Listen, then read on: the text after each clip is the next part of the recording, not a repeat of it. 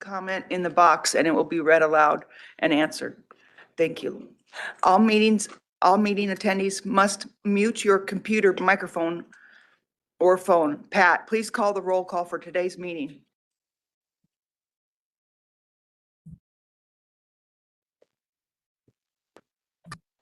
Good morning, everyone. Sorry.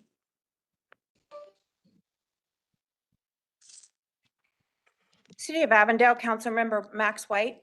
Present. City of Buckeye, Councilmember Jermaine Berry. City of Chandler, Councilmember Odie Harris. He will be joining us shortly. City of El Mirage, Councilmember Monica Dorsey. Present. Town of Fountain Hills, Councilmember Peggy McMahon. She is on the WebEx. Town of Gilbert, Councilmember Kenny Buckland. City of Glendale, Councilmember Lauren Talmachoff. Here.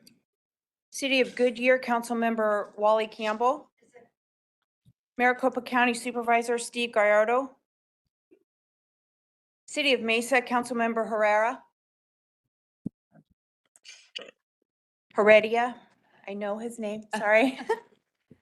City of Peoria, Councilmember John Edwards. City of Phoenix, Councilmember Laura Pastor. Present. Town of Queen Creek, Councilmember Jeff Brown. Here. City of Scottsdale, Councilmember Mary Ann McAllen. Present.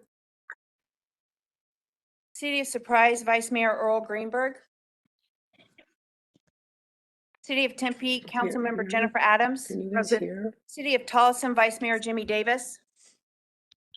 Town of Wickenburg, Mayor BG Bratcher. Present. Town of Youngtown, Mayor Michael LaVault. Yes, Pat, I'm here. Thank you all, Chair. We do have a quorum and can proceed. I'm here as well. Pat. Peggy McMahon's Councilmember here. Harris and Okay, Chandler. great. Thank you. And you have that Peggy is on too? Yes, ma'am. Okay, thank you. Yes. The public will be provided an opportunity at this time to address the committees on non-agenda items and all action agenda items for the joint RPTA and VMR meeting agendas. Up to 3 minutes will be provided per speaker unless the chair allows more at their discretion. A total of 15 minutes for all speakers will be provided. Is there anyone wishing to address the board today? Yes, Chair, we have 3 individuals who are providing public comment today, and our first one is Colleen Miller. Thank you.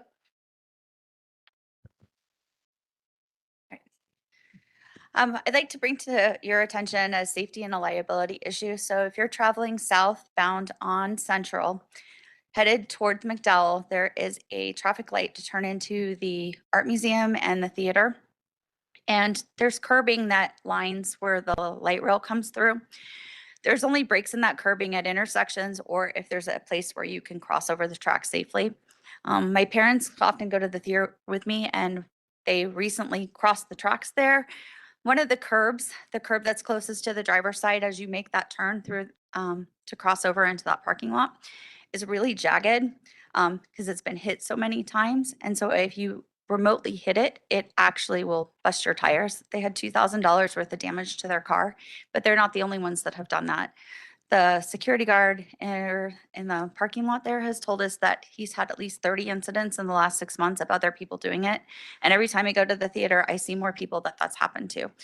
So I wanted to bring it to your attention because I do think that it's especially a liability with having so many people hit that curb. It's not only jagged, but the inner side of the curb is black.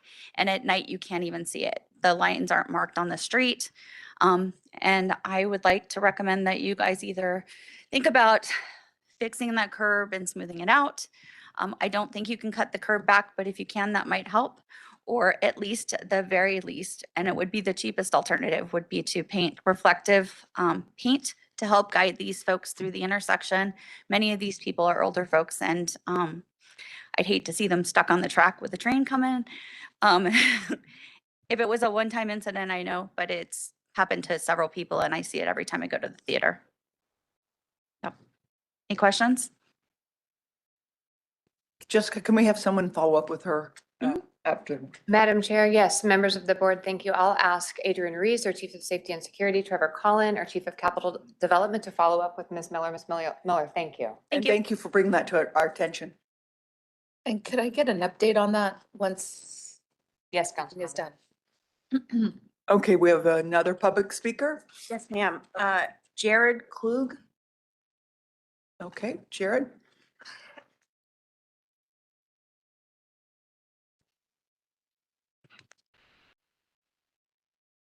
Kluge.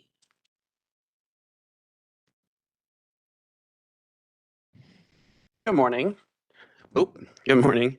There was a safety issue brought up earlier and I wanted to bring up another one. So coming up northbound on Price, where the off-ramp meets where you're trying to approach Apache, there's a really ridiculous lane organization that causes a lot of very jarring merging movements that are very dangerous. And I think that should be at least inspected or looked at because it's a very jarring turn you have to make to stay in the lane, which makes it very rough to go through in all honesty. But some of the main things that I worry about is frequency when it comes to using the buses. And I think that them mixing with traffic is one of the big mistakes that causes infrequency. And I think that getting buses in their own rights of way, physical rights of way with curbs and lots of trees to have shade over the stations, big stations with big canopies to provide as much shade as possible with ideally misting infrastructure to keep it cool in the summer. Accessibility is very key. Having more crossings, especially to be able to access stations on or maybe even both sides, like both ends of it. If it's a bigger station, just more crossings to increase accessibility, especially for people with wheelchairs. Let's see. I would also love to suggest that as a person that lives in Tempe and I work at a hospital down in Chandler, I would love if there was a loop bus that would just loop north and south repeatedly along Price in the 101. So like a shuttle bus essentially that runs along the frontage roads. I think would be very valuable for someone like me that instead would have to go to either McClintock or all the way to Dobson to go south on the bus. I do think that we also need to have as many BRTs as possible along as many of the arterials as possible, taking advantage of the north, south, east, west square mile blocks that would help with orientation of keeping where you are in your head in the valley. And the square blocks would make that very easy, I believe. Not a lot of cities have this. And we have such massive rights of way. I think we can make space for that along with bike highways that could cooperatively make more transits, bike transit transfers possible. And we also need to figure out what to do now about figuring out how to get light rail to the West Valley, especially since after this recent city council decision, probably paid for by Waymo, where the Capitol West extension was just completely killed. And I think we just need to bring that back as soon as possible and make it a priority to build more light rail across the valley as a big network. Yeah. Oh, am I going over time? Yes. Yeah, but it's going up. Okay. Thank you. We have another speaker, Pat.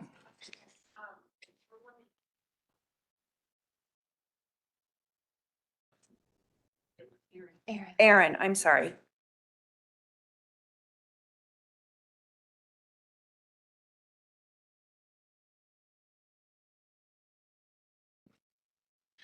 Okay, so my issue is Valley Metro has like a knack of a wait and see. You know, by the time some small agency in Kansas gets something, we'll finally get it in Phoenix. Something that's an easy fix is we really need to enable open payments, you know, where we can just tap any credit or debit card on the validator and get on. Often I see tourists just walking up to the readers, whether it's on the 62 or the light rail, and they'll try to tap a credit card, it declines.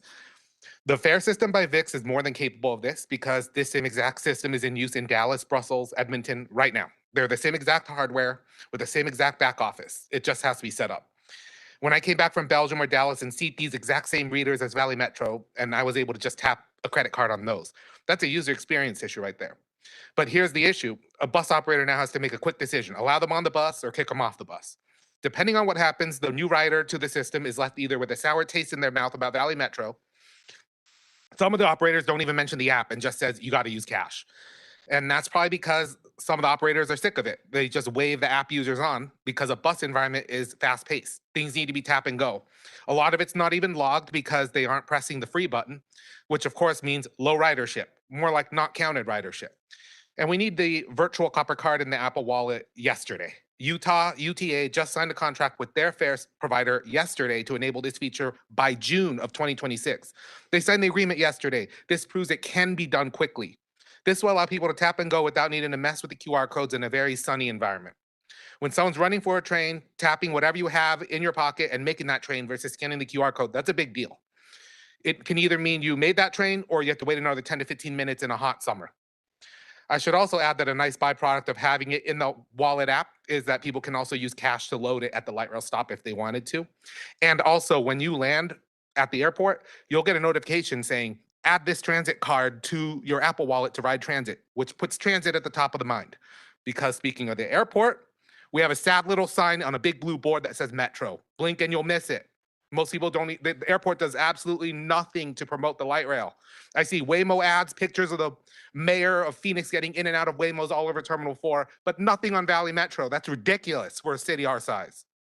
You know what happens when I land in LA or San Francisco? I get that notification. It puts transit top of mind. Their airport is full of signs that says light rail, BART, buses, Muni. Our airport has none of that. Just a little sad sign that says Metro, and we don't even call it Metro. We call it Valley Metro Rail. And why is the city of Phoenix not promoting the city infrastructure? Instead, we're promoting a private ride-hail company. You know, that doesn't make any sense. We should be promoting the public transit system that the city of Phoenix is a part of. And the city of Phoenix also owns the airport. So make that make sense. That's it. All right. Number 2, Jessica will now provide the Chief Executive Officer's report. Good morning, Madam Chair, members of the board, members of the public and staff. Just a few items I'll provide updates with to you today. Last month, we had the pleasure of participating in the annual Friends of Transit Conference. Friends of Transit is a local 501c3 entity that exists to advance transit system design as well as utilization, also partnership between our many cities who are served by transit and the business sector that supports our industry. We were fortunate to be joined on this day by Scottsdale Councilmember Marion McCollin, who spent the day with us getting to know both Valley Metro and the landscape of regional mobility. The purpose of the conversation is idea sharing, fostering collaboration, and of course, networking. So, and it was an informative day. Thank you, Councilmember McCollin, for joining us. Last weekend, we were delighted that South Central Extension Downtown Hub received Arizona Forward's Environmental Excellence Awards. This is like the Oscar of environmental related projects here in Arizona. Congratulations to the city of Phoenix, who celebrated alongside Valley Metro, as well as Kiewit, AECom, and Infinix. Congratulations. Not to be outdone by Northwest Extension Phase 2, the South Central Extension and Downtown Hub is quickly racking up local, regional, and national awards. Next month, we kick off our annual Valley Bike Month. We celebrate this every single April. The Councilmember Pasteur is hosting a Bike to Work Day on Thursday, April 23rd. I invite you to join us. It is always a good time and always a great start to the day.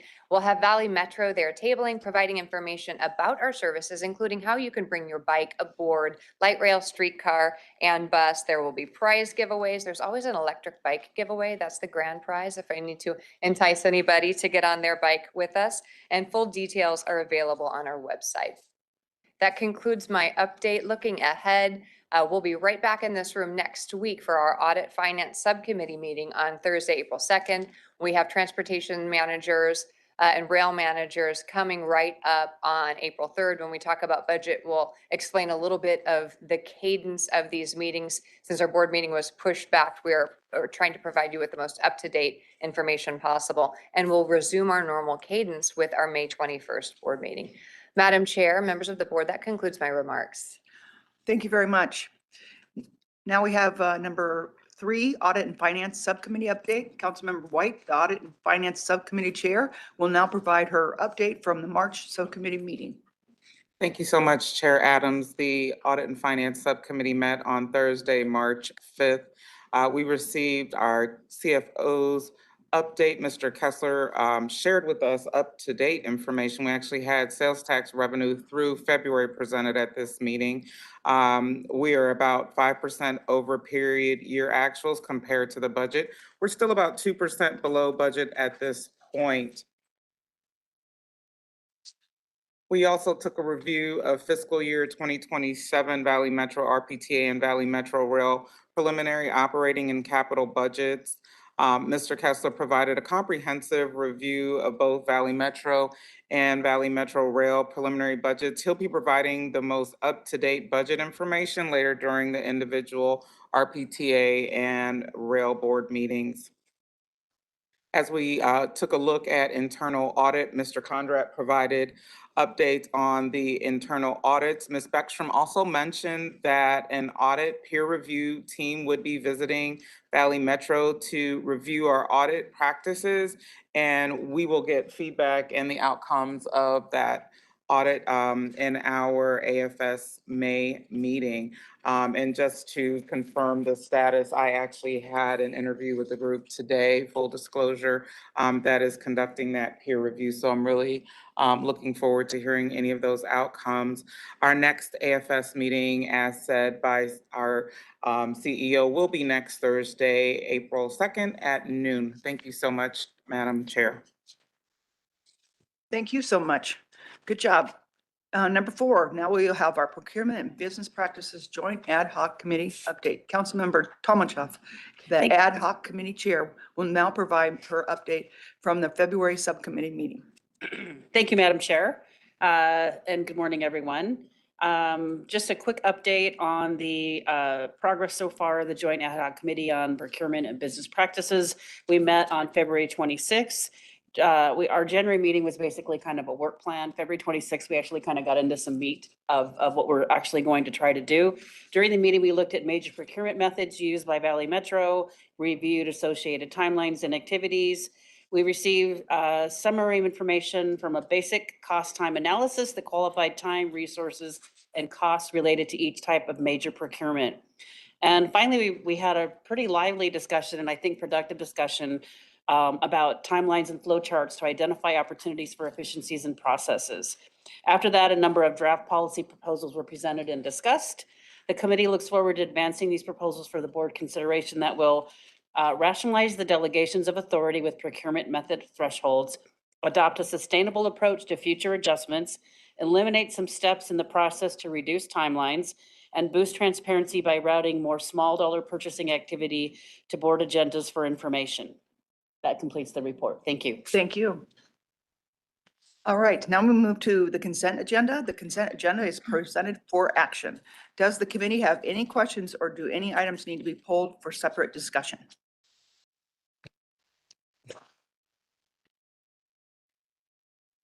Seeing none, I request a motion and a second to approve consent agenda 5A through 5F. Second. Okay, we have a first and a second. All approve, say aye. Aye. Any opposed? Okay, that motion carries. Thank you for the motions. Number 6, Angie DeVore, Interim Chief Administration Officer, will be providing the presentation for agenda item number 6. Okay, well, thank you. Members of the board, Madam Chair. This item addresses the upcoming expiration of Valley Metro's administrative office lease on June 30th, 2026. The recommendation provided today is fiscally conservative, avoids major relocation costs, and secures below market pricing. Based on feedback from the January board meeting, we have shifted from a more typical long-term approach and really are looking at this as a more fiscally conservative strategy to maintain the current square footage footprint and plan to reconfigure the layout to maximize and fully maximize the space for efficiency under tenant improvements provided by the landlord, which means there will be no out-of-pocket costs to Valley Metro. To give a little bit of background and context, Valley Metro has been located at 101 North First Avenue since 2005. The lease was extended in 2014, and as the agency's needs grew, expanded in 2017. This location houses all core administrative functions that support transit operations. With the lease expiring June 30th, 2026, we are at a decision point to either relocate or extend the lease. To ensure a market-based and financially sound decision was made, Valley Metro engaged a real estate professional on state contract who issued requests for proposals outlining our space and operational requirements. Our priority was clear: strong financial terms. We evaluated 4 locations: our current site, Renaissance Square, Collier Center, and Central Station, assessing each based on total lease cost, relocation expenses, operational impact, and long-term value. After careful evaluation, remaining at our current location emerged as the most cost-effective option. The proposed amendment provides substantial financial benefits: 22 months or almost 2 years of free rent, valued at more than $3.67 million, an average lease rate of $30.03 per square foot, which is $5.69 per square foot lower than the market average. Operating expenses will be reset to the base year of to 2027. What that means, we're eliminating retroactively operating expenses from November 2025 to December 2027, resulting in a little over $223,000 in savings for fiscal year 26 alone. There's also additional enhanced parking terms, including 35 free reserve spaces and over $900,000 in visitor parking vouchers over the lease term. Equally important, renewing avoids significant relocation costs and prevents disruption to more than 70,000 square feet of administrative operations. While the lease provides long-term I'm sorry, I got a little ahead of myself here. While the lease provides long-term cost certainty, it is deliberately structured to preserve flexibility. It allows us to maintain our current space and avoid disruption to core administrative functions. The agreement includes options to reduce our footprint up to 50% or terminate early in 2034 or 2038, subject to notice and fees, providing a clear off-ramp should operational needs change in the future. In addition, we retain expansion rights during the first 24 months under the same terms and conditions, as well as 2 additional 5-year extension options at the end of the term. In short, this amendment balances predictable long-term costs with the flexibility to adapt as our needs evolve. As it relates to tenant improvements and space strategy, Valley Metro is taking a fiscally conservative near-term approach by maximizing the existing footprint through space reconfiguration and flexible work arrangements. Those flexible work arrangements could be anything through scheduling, hoteling, and hot desking. The lease includes approximately $2.2 million in tenant improvements delivered as a turnkey build-out. What that means that there is no expense to Valley Metro. The agreement also provides for $475,000 for FF&E, which is furniture, fixtures, and equipment to support that build-out. Should we need additional furniture, that would be paid for out of the $475,000. In addition, the landlord is committed to almost $800,000 in a future refurbishment allowance between 2033 and 2036. This structure allows us to enhance functionality today while preserving that flexibility for the future without requiring additional agency funds. The slide before you here just really shows an example of what we're doing to maximize our existing footprint.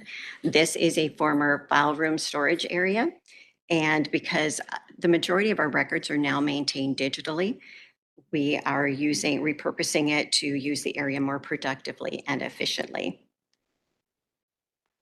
And so in summary, this amendment secures below market rent at the lowest cost per square foot among the options evaluated. It avoids significant relocation costs and operational disruption, provides almost 2 years of free rent valued at more than 3.67 million, and includes approximately 3 million in landlord funded tenant improvements throughout the lease term. The staff recommendation is presented on the slide before you for your review and consideration. This concludes my presentation, and I'm happy to answer any questions. Yes. Go ahead. Thank you for your presentation. Can you give us a little background as far as the search that you had outside of this building?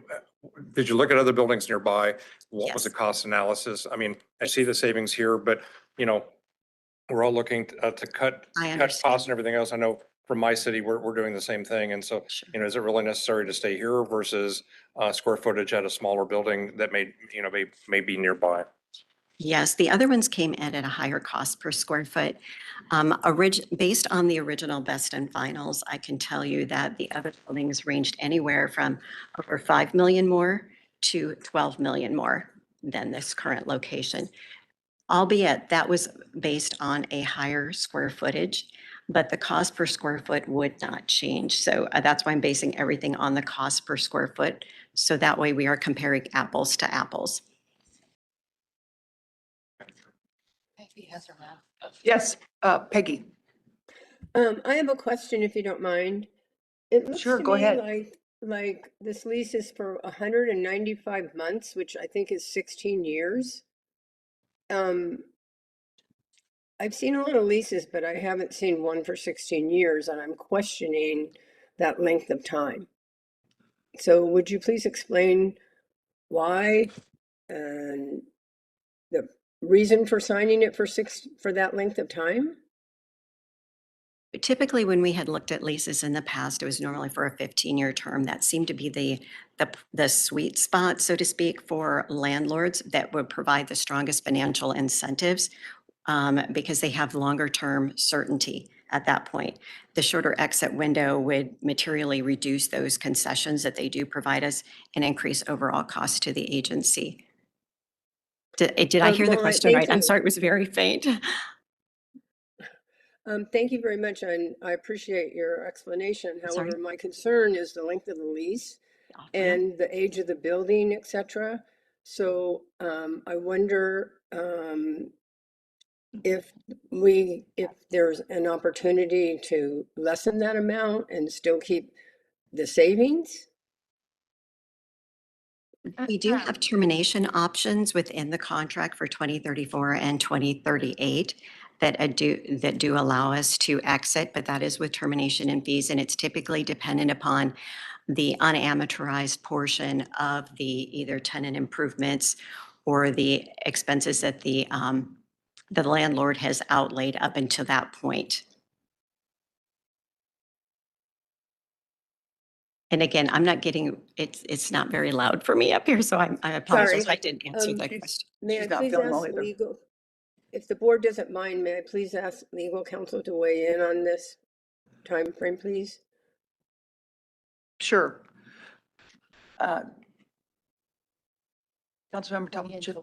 I don't think does she still have the floor? I think she wanted. She wants legal to have weigh in.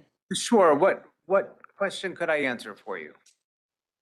Well, like I said, I'm concerned about the length of time of the lease, the age of the building, et cetera. And I know that there's savings involved, but I would like that explained a little bit more. Thank you. Sure. So in our review of the lease that we've seen so far, it's typical for leases of this type to enter into a length of contract of this type, and it comes along with savings that go towards that length of time. As we've presented, there are several off-ramps that allow Valley Metro to exit the contract early if those circumstances change. And so we do have flexibility built into the contract. Okay, thank you. Any further questions? Yes, please. Yes. Thank you. I do have a couple of questions. My first question, I guess I'm going to stay on where we're at right now, and I see the early termination.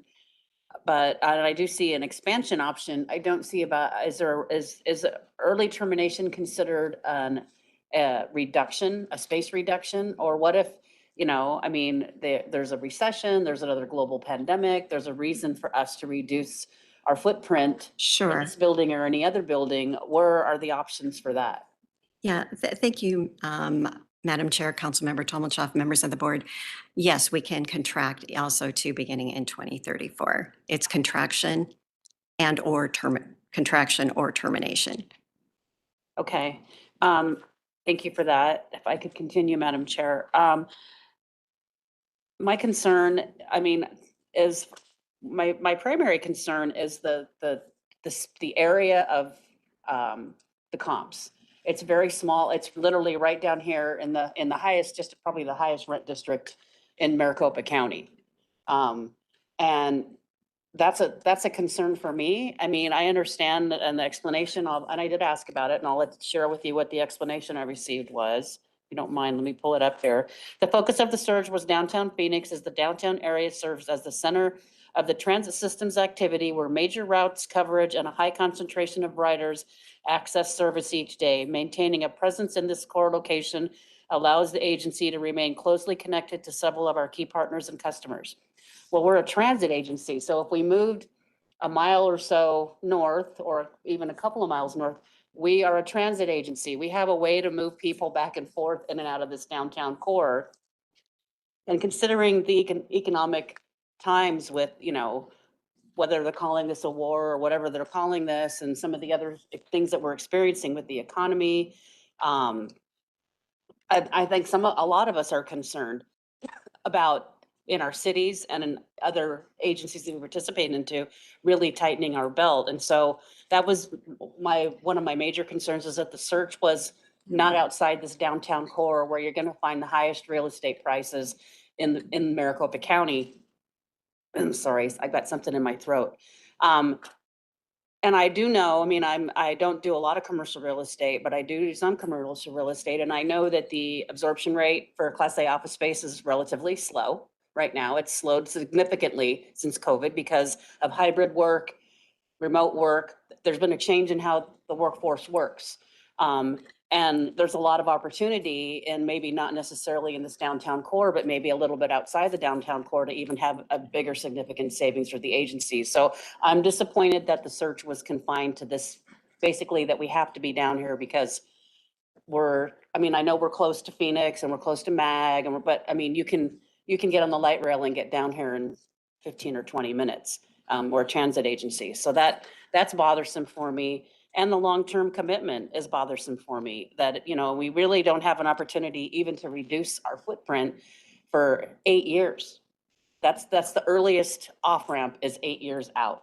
That seems like a lot to me. If we decide that we need to vacate floors, I think we should be downsizing our footprint and doing more hybrid type shared. I mean, I know, you know, people who work in office buildings where they, you know, multiple people are sharing one office and they're offsetting days, Monday, you know, one office for 4 people. Sometimes our significant savings, that's one of the reasons why there's lots of opportunity in Class A office space, because people are downsizing.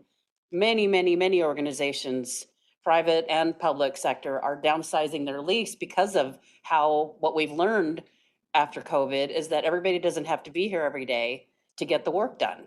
So I do have some concerns about this lease. I think it's a little indulgent to, you know, keep the same space and to keep it in this downtown core. And I'm not so sure that I'm going to be supporting it. Thank you. Thank you. Do we have other comments? Councilmember White? Thank you, Madam Chair. Thank you so much for the presentation. I am concerned with the contract extension period. However, I realize now, with the Maricopa Association of Governments being the steward of our funding through Prop 479, the need for us to maintain some proximate relationship in regards to spatial orientation. They are around the corner. So I think, as I have bellyache about extending this for 16 years, I hear we're trying to get a better bang for our buck, for lack of better terms. but this is high-priced real estate downtown. And when I think about the Collier Center, having worked in that facility prior to my retirement, I imagine that just gets much more expensive. So the net that we cast was not that wide. And so that I think the record should show that many of us felt like the net should have been cast a bit wider to consider other properties. However, I want us in the 8-year timeframe to take another look, especially since we're going to be working a lot closer with MAG going forward, possibly in hearing their recommendations and intertwining our relationship to see if we're moving in the right direction with the real estate. So I can only imagine that Valley Metro is going to have an increased demand because when the price of gas goes up, people use public transit a lot more. So maybe we'll meet the fare box requirements. Maybe we'll use innovation and we'll make it make sense to be here. But I want to challenge all of us, if we are going to move for this, to make it make sense for us to be here. And let's see if we could start upping our revenue and continue to improve and enhance our customer experience so we can become a profitable agency and pay some of our bills with the profits that we can earn in the future. Thank you, Madam Chair. OD, do you have a comment? Yeah, thank you, Madam Chair. I wanted to know how much does it cost for us to have like the parking, like when we do the parking and stuff like that? Because it seemed like we have like a cost attached to that.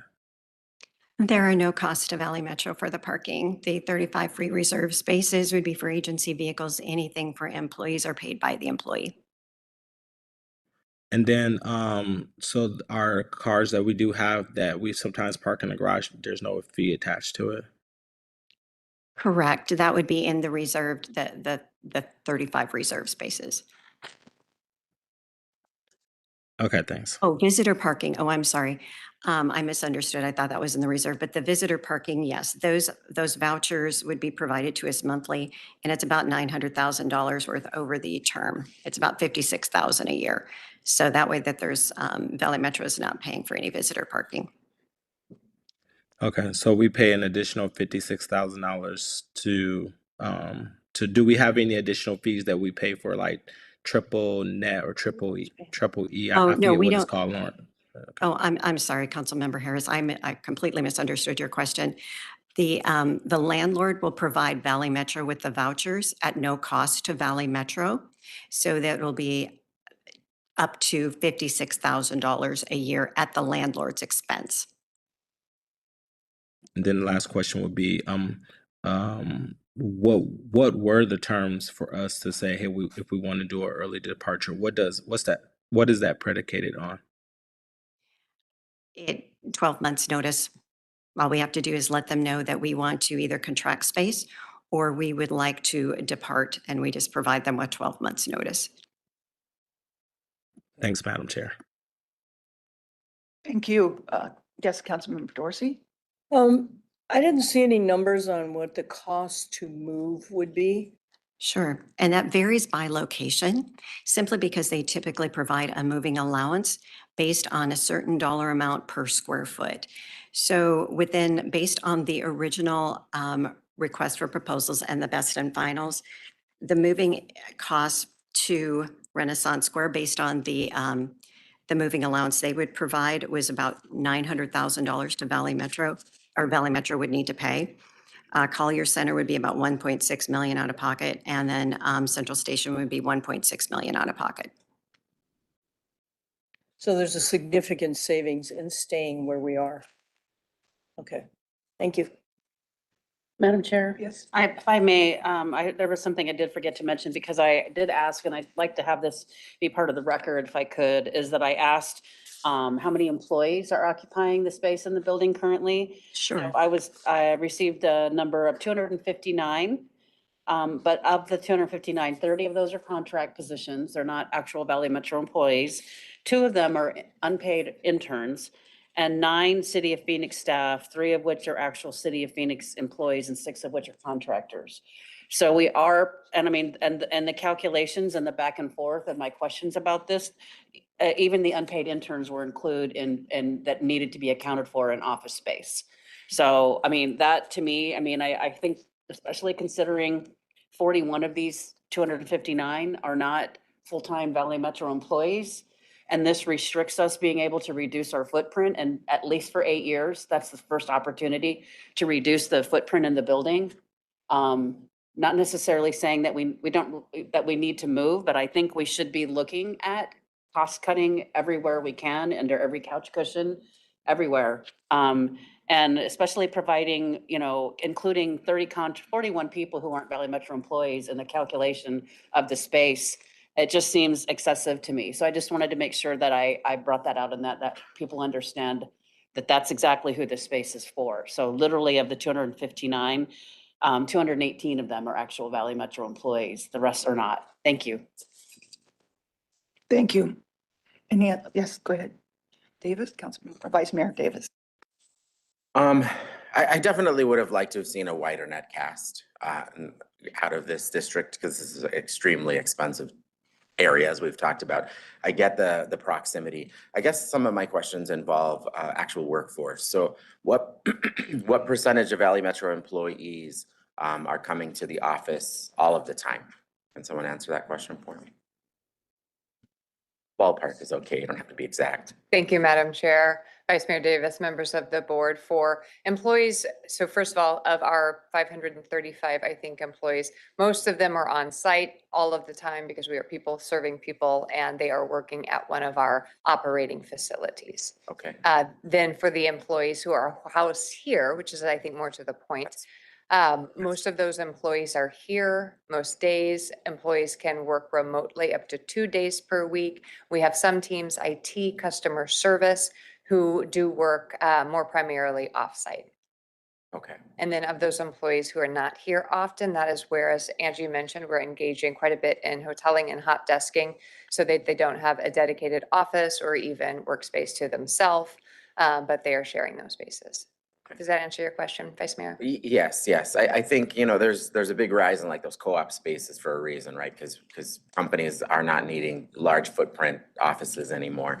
So I really wish that we would have looked as someone, I think it was Councilmember Tomachoff mentioned, we are a transit organization. So, you know, the light rail doesn't come west, it needs to, but it goes in lots of other directions. And so, you know, just moving somewhere off of the light rail would still provide adequate access to downtown Phoenix. And there are other areas of even Phoenix itself that might provide even a larger space for way cheaper. So I just think that should have been looked at. Okay, Councilmember White? Thank you so much, Chair. I'm not sure if I heard the actual percentage of work from home employees that work for Valley Metro. Do we have a number or percentage?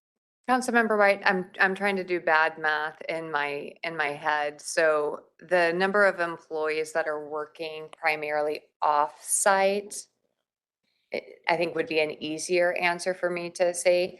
Of our 535 employees, I would say about 50 are working primarily, or a significant percentage of their time off-site. Most of our, what we call administrative employees, are here working and collaborating 3 days a week. I do appreciate that clarification. A 10% workforce that's remote in the field, that makes sense. I think that maybe even lessening the duty to appear in person for, I guess I call those knowledge-based jobs. Jobs that don't require you to have the constant meetings, supervision, knowledge-based jobs. I do believe we can look first to that group to probably lessen our footprint as we approach that 8 years. But I think I think we are where we are and probably need to move this item to determine whether we're going to extend this contract, Madam Chair. Thank you. Comments, Councilmember Pastor? Thank you.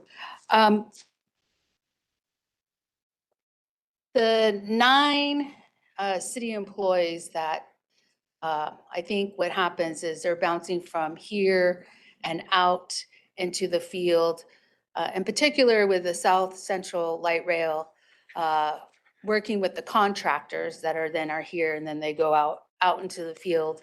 and looking at our right of way or whatever they're working on in the city of Phoenix.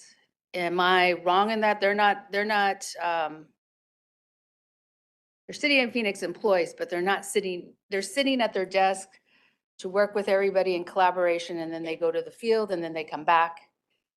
I need some clarity on that. Yeah, thank you, Madam Chair. Councilmember Pastor. Those 9 City of Phoenix employees or contractors in total are working as an extension of the Capital Development Division. So they are working on both construction projects, as you note, with South Central, which we're in the stages of wrapping up. And then City of Phoenix also typically has a presence here in the building during periods of design and construction.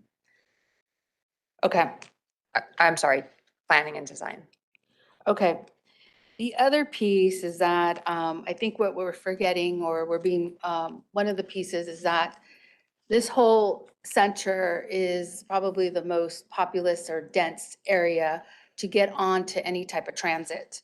Not only that, it's kind of like our second government mall. And we have the state legislature over there, and then we call it the state mall. Well, I would say that this downtown area is all what brings in all the cities into this space. It's centrally located.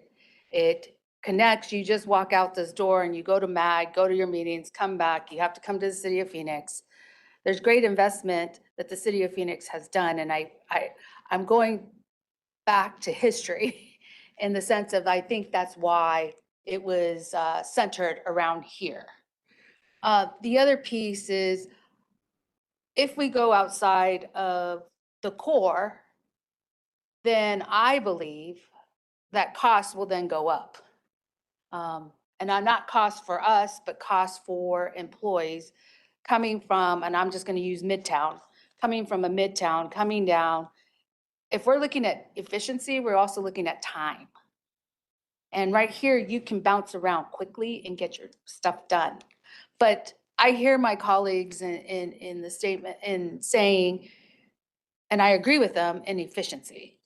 And in efficiency, looking at the contracts and me knowing from the Economic Development Office and looking at what the costs are in this area, you did a pretty good job in that sense. If we go outside the core, I'm not sure what Midtown would look like, because Midtown right now is booming, and it may be a little bit more, it may be a little bit less, but then we're going to pay in moving.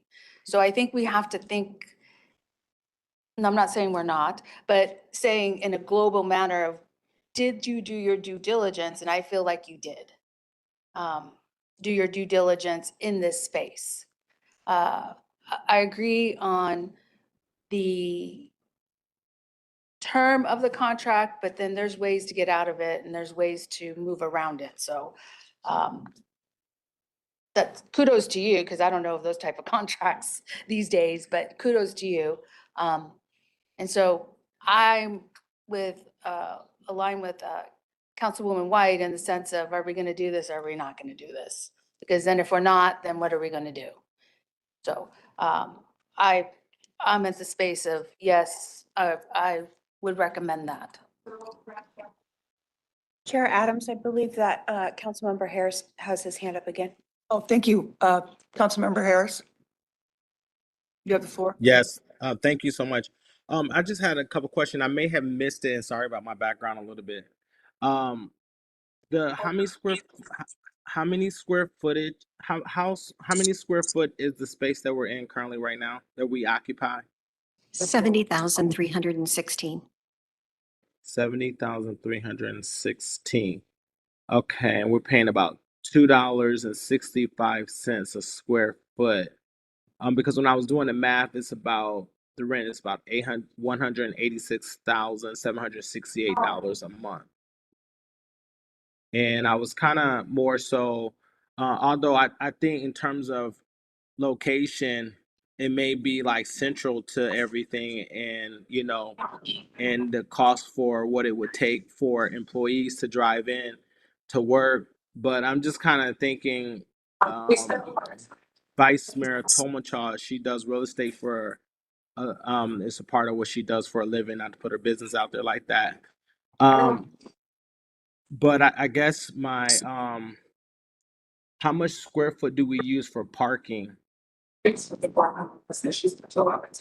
70,316 square feet is just what we call rentable square feet.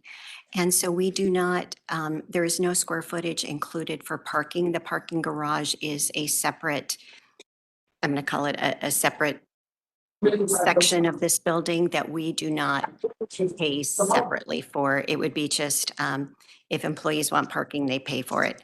The agency vehicles, those right now are being charged to Valley Metro.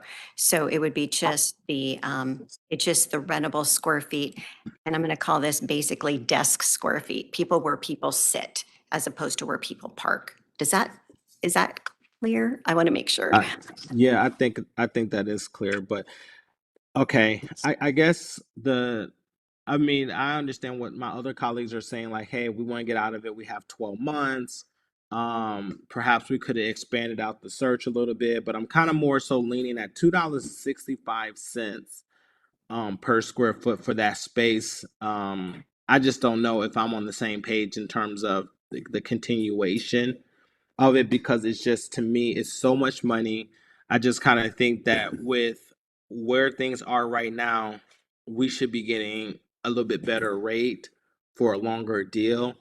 And I just think $186,000 a month, when you think about it from that uh perspective, Well, that seems to be a lot. So I just kind of wanted to just kind of put out there that I'm leaning with Vice Mayor Tomanchov, because to me, I just think we just need to expand our scope, not our convenience. And I think everyone's talking about convenience, but I'm just thinking about when it comes down to the money and how we pay our bills and what we do. To me, that's a more worthier fight than the convenience of where many may be at. So that's kind of where I'm at. Thanks, Madam Chair. Sure. Do I have another question? I have Yes. a motion. We have a motion. Second. I'm sorry, who made the motion? I'm making I'm making the motion to go with the recommendation. I second. Okay. All in favor? Discussion. Oh, I'm sorry. We need to have a discussion first. Thank you, Councilmember Pastor. Okay, so we'll have a discussion now because we have the motion second on the floor. There's Councilmember Brown. I'm sorry, Councilmember Brown? Thanks. Thank you. Yeah, I won't be able to support this motion. There seems to be some speculation about maybe we've gotten a good rate, and it sounds as though for a very specific area, we probably have gotten a good rate, but I won't feel comfortable unless I know what I can compare and contrast that to elsewhere in the city. I don't know that we absolutely need to be in this spot. Additionally, I'd like to make certain that we've got some sort of an indication, a forecast of how many employees we'll need to house between now and, say, the first 2034 out period. Because it sounds to me like on any given day, if we have 218 employees that we're trying to house, but each of them can have 2 days off, or not 2 days off, but it could work from home or work remotely 2 days a week. That's basically 60%. That sounds like on any given day, we have to house 130 people in that building.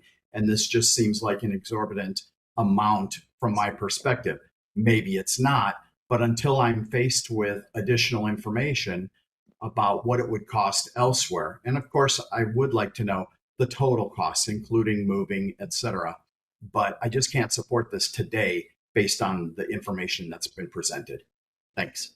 Thank you. Madam Chair, before we vote, may I suggest possibly a roll call vote? So I'm prepared. Okay, thank you. Okay, that's a good idea.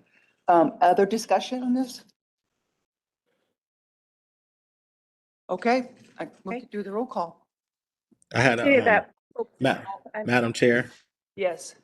OD. Madam Chair, I just wanted to say, I just for the discussion part, I do agree with Jeff, just in terms of I would like to have more information before we move forward with that. So that's all I want to add. Thanks. Okay, sure. Councilmember White. I need to know how much time do we have to get additional information, Madam Chair? Okay. Thank you for the question, Councilmember White, Madam Chair, members of the board. This process started in 2024 of October, where we gathered requirements and we identified what we would need moving forward. When we look at potential buildings, they hire an architect and they go ahead and do what we call fit testing and adjacencies. Essentially, the fit testing is you tell them approximately, how many people you have, what your projections are, and also how many cube spaces you're going to need. What are the size of those cubes? And then they move forward from there. And that took a couple of months as well to get that done. And then depending upon the building ownership, what they come back with. And then at that point, you're negotiating all of the other aspects of the lease, which is how much are you going to do this tenant improvements? How much are you going to give me to move? Can you cover our moving costs in totality, which is always my first option. They don't ever want to do that. But anyway, that's always my first option, that there is no out-of-pocket cost to Valley Metro. So that process from start to finish did start in October of 24. We can obviously reduce that. When we started with the landlords, we began in February of 2025. So it is a lengthy process. When does our lease expire? June 2026. So we have until the end of June 3 months. in this location. Yes, and then after that, and under our current lease agreement, it is fair market value as to what they charge us after that. What does it go to if we don't have a decision by June? I will have to go ahead and find out what that fair market value is. Because right now, I would assume it would be the $30.03 plus $5.69 would be the fair market value. Thank you. Madam Chair? Yes. If I may, thank you. I just for the sake of conversation, the initial intent was to expand the footprint to 79,000. I believe it was the initial intent, the initial conversations until I heard of it the first time were, I think, for an additional floor. Is that correct? That is correct. And then after a conversation with the CEO, there was decided to back off that additional floor. And so I think that conversation to downsize, and I understand moving is a hardship. I think that's probably the right word. But I know we were able to downsize from our initial conversation with the, I don't know who you're working with, property manager probably. So I believe that we could, if the board is uncomfortable with the amount, we could at least direct to make an effort to reduce the footprint rather than move, to save money that way. Because I know we've already reduced, the initial intent was to expand to an additional floor, and that's been thrown in the delete file. But you were able to come back with a contract for less space relatively quickly, weren't you? Yes. Okay, so I don't know whether the board wants to maybe just push this off to April and have them take a look and see if they could propose reducing space. I know the 9th floor is only partially occupied. I'm just throwing that out there. It's possibly something the board might want to consider, that I think moving is probably off the table, but maybe a space reduction might be something that we might be able to do and still meet the June timeline. Because I know we've already done it from what the initial conversations were with whether the property owner or the property manager, whoever you're dealing with, we were able to get that done relatively quickly. So I'm just throwing that out there if that's something that the board would like to consider, to table this for now and bring it back with potentially, more shared workspaces, more, sucking things in a little bit. So I just wanted to offer that. Thank you. Thank you. Councilmember White? If we do have the opportunity to push and pause this till April, I'd like for them to give us an option of 5 years instead of 8. Thank you. But with that being said, Madam Chair, I'd like to make a motion to table this to the April board meeting. You have a motion? There is a current motion on the floor that needs to be voted. Second. Well, we have to vote on the But we motion, gotta or they can vote on withdraw, the or it first can one be first. withdrawn. It can be withdrawn. Michael? Oh, I'm sorry. Madam Chair, if, Still has a question. I'm Can sorry. can we amend the motion? And ask that this be not decided today, but extended until the next meeting, until these questions are answered? I'd feel much more comfortable with that. And a motion to amend, I think, might be in order versus voting yay or nay right now. Point of order. Point of order, yeah, sorry. I think Michael? legal counsel will advise us that it's entirely appropriate to have a motion stacked on another motion. And in such cases, you typically vote on the second motion first. Michael? Madam Chair, council member, that's correct. So there is a motion on the floor for a vote. There's been a motion to table. That motion is the second. So the first vote would be on the motion to table. If that is successful, then the vote would be postponed until it resumes on the agenda again.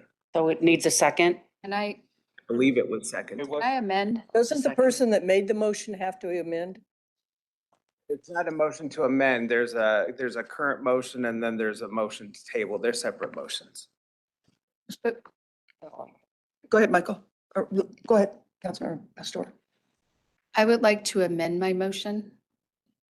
And I would want to amend my motion in order to continue this until April and bring back the answers to the questions. Do I have a second? It's Max who is the second. Oh, I second. okay. Does she need to withdraw her motion to approve? I can withdraw my motion to She's table. amending. The motions would have the same effect if the intent is to go onto the April agenda. Okay. And we're gonna get more information then to our questions. Or do you just want me to withdraw it and then they can put their motion? Is it cleaner that way? The cleanest way to do it would be to withdraw your motion.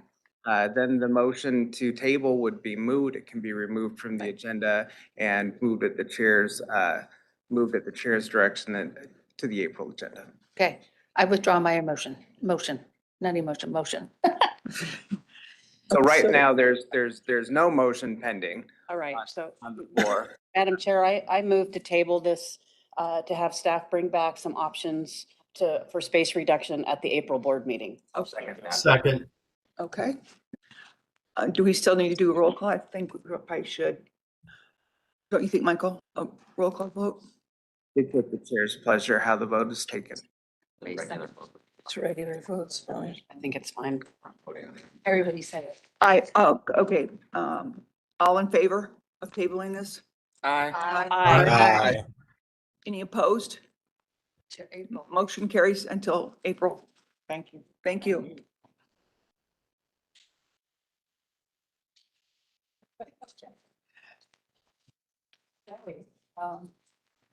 Next, we have number 7, travel and expenditures. This item is presented for information only. Do we, go ahead. Jessica? Oh, there's no, You can go ahead. There's no comments from Jessica on the side. Okay. So do we have any questions from the committee? Okay, we can go on to 8 then. Report on current events and suggest future agenda items. Do any members of the committee have any current events or suggested future agenda items for consideration? Seeing none? As a reminder, if board members would like to suggest future agenda items, they can do it during this time or email the chair and copy Pat Dillon so that all the requests can be tracked. Thank you. Madam Chair? Yes. I'd like to report on a current event. Okay, go ahead. Chair, members of the board, I'd like to take a moment to recognize that March is Women's History Month and acknowledge the critical role women play in shaping our communities and institutions. In Tolleson, we've been intentional about turning that recognition into action. Over the past decade, women in our workforce have grown from 25% to 42%.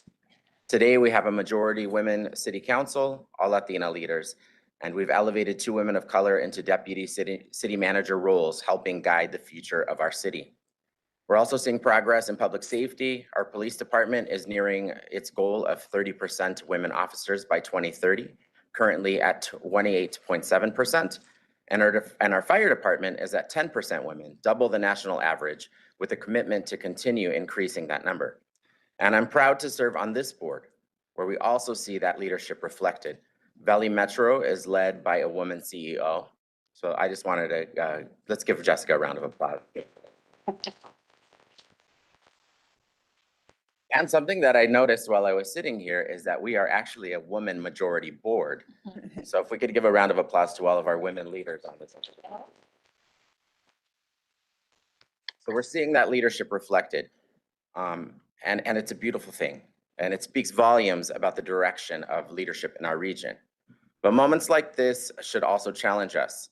I would encourage my colleagues across the Valley to take a look at your own organizations, your workforce, your leadership pipelines, your public safety departments, and ask where is opportunity to grow and lead more intentionally. Because representation in leadership isn't just about equity. It leads to better decisions and stronger outcomes for the communities we serve. As we plan the future of transportation and our region, let's commit to building systems and leadership that truly reflect the people we serve. Thank you, Chair. Thank you, Vice Mayor Davis. Appreciate that. Yes, Councilmember White. Thank you, Chair. Thank you, Vice Mayor Davis. That was really kind. I also wanted to acknowledge that today is Equal Pay Day.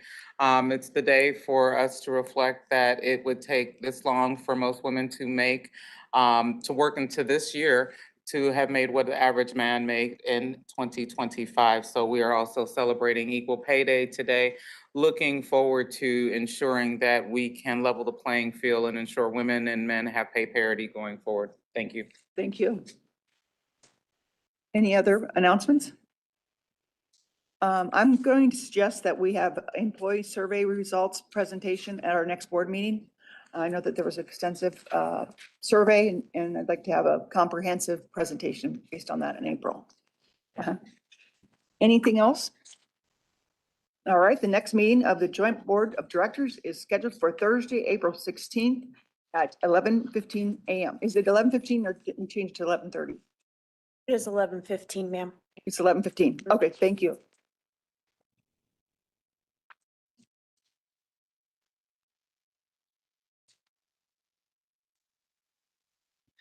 Okay, so we have a motion to adjourn? We don't need it. We don't need. Second, all in favor? Aye. Aye. All opposed? Motion carries. We are adjourned.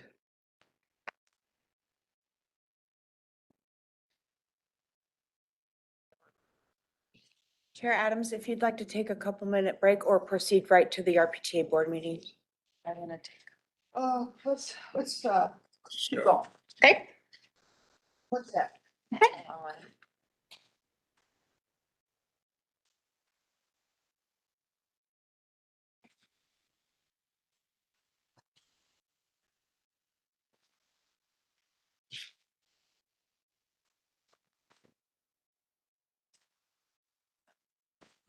Call them meeting to order.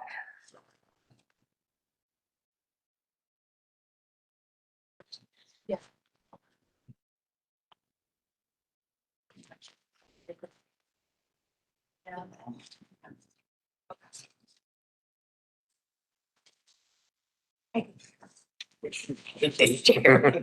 Stupid. You're welcome. No.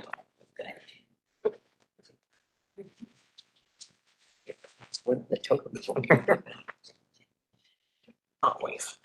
Okay, so what are we doing? Yeah.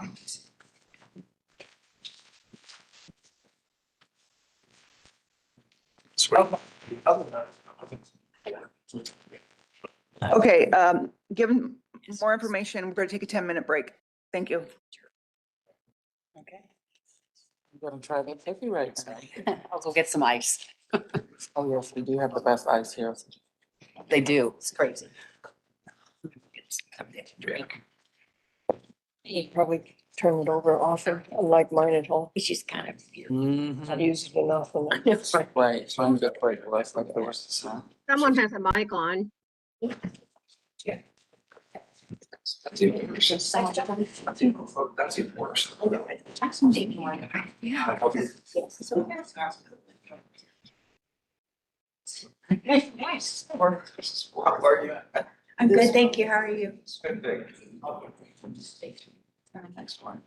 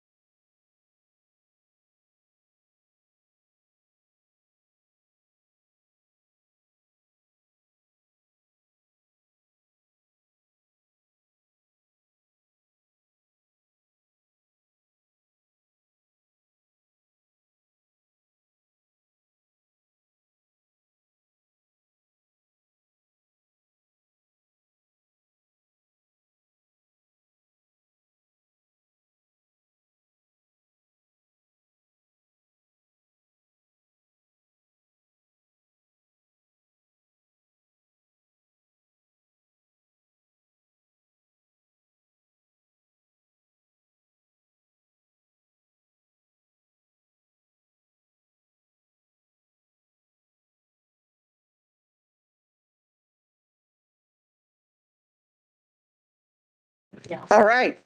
Welcome to the Valley Metro RPTA Board of Directors for March. Consent agenda. The consent agenda is presented for action. Does the committee have any questions or do any of these items need to be pulled for separate discussion? Councilmember White. I move to accept the consent agenda. All right, we have motion and a second. All in favor, say aye. Aye. Aye. I oppose. Any opposed? Okay. Next, we'll go to number 2, transit buses, heavy duty contract amendment. I would like to ask Greg Thompson, Deputy Chief Bus Maintenance, to come up and provide the presentation. Thank you, Madam Chair and members of the board. Today, we are seeking approval to purchase 8 40-foot Gillig CNG buses to replace 8 40-foot CNG buses that have exceeded their minimum useful life. These buses will be procured using the Washington State Cooperative Agreement for amount of $7.6 million. And I am happy to answer any questions you may have. And the recommendation is on the screen before you. Does the board have any questions? Let's let people look at it a little bit. It's to purchase buses. Yeah. Any questions? Councilmember Dorsey, you look like you have a question. That says 42 million up there. It's additional. I know, but are we approving the 42 million contract or are we approving 8 buses? We are adding, thank you for that question. We are adding to the aggregate value of the contract through the Washington State procurement. The expenditure for the buses, including contingency, is the $7,586,180, bringing the total contract, including previous purchases, to that $42,306,000. Okay, that's good. Good clarification. Thank you. Thank you. Any other questions? Do I have a motion? I'd like to recommend authorization of the Chief Executive Officer to execute the contract amended. Second. And I have second. All in favor, say aye. Aye. Aye. Opposed? Motion carries. Thank you. Thank you.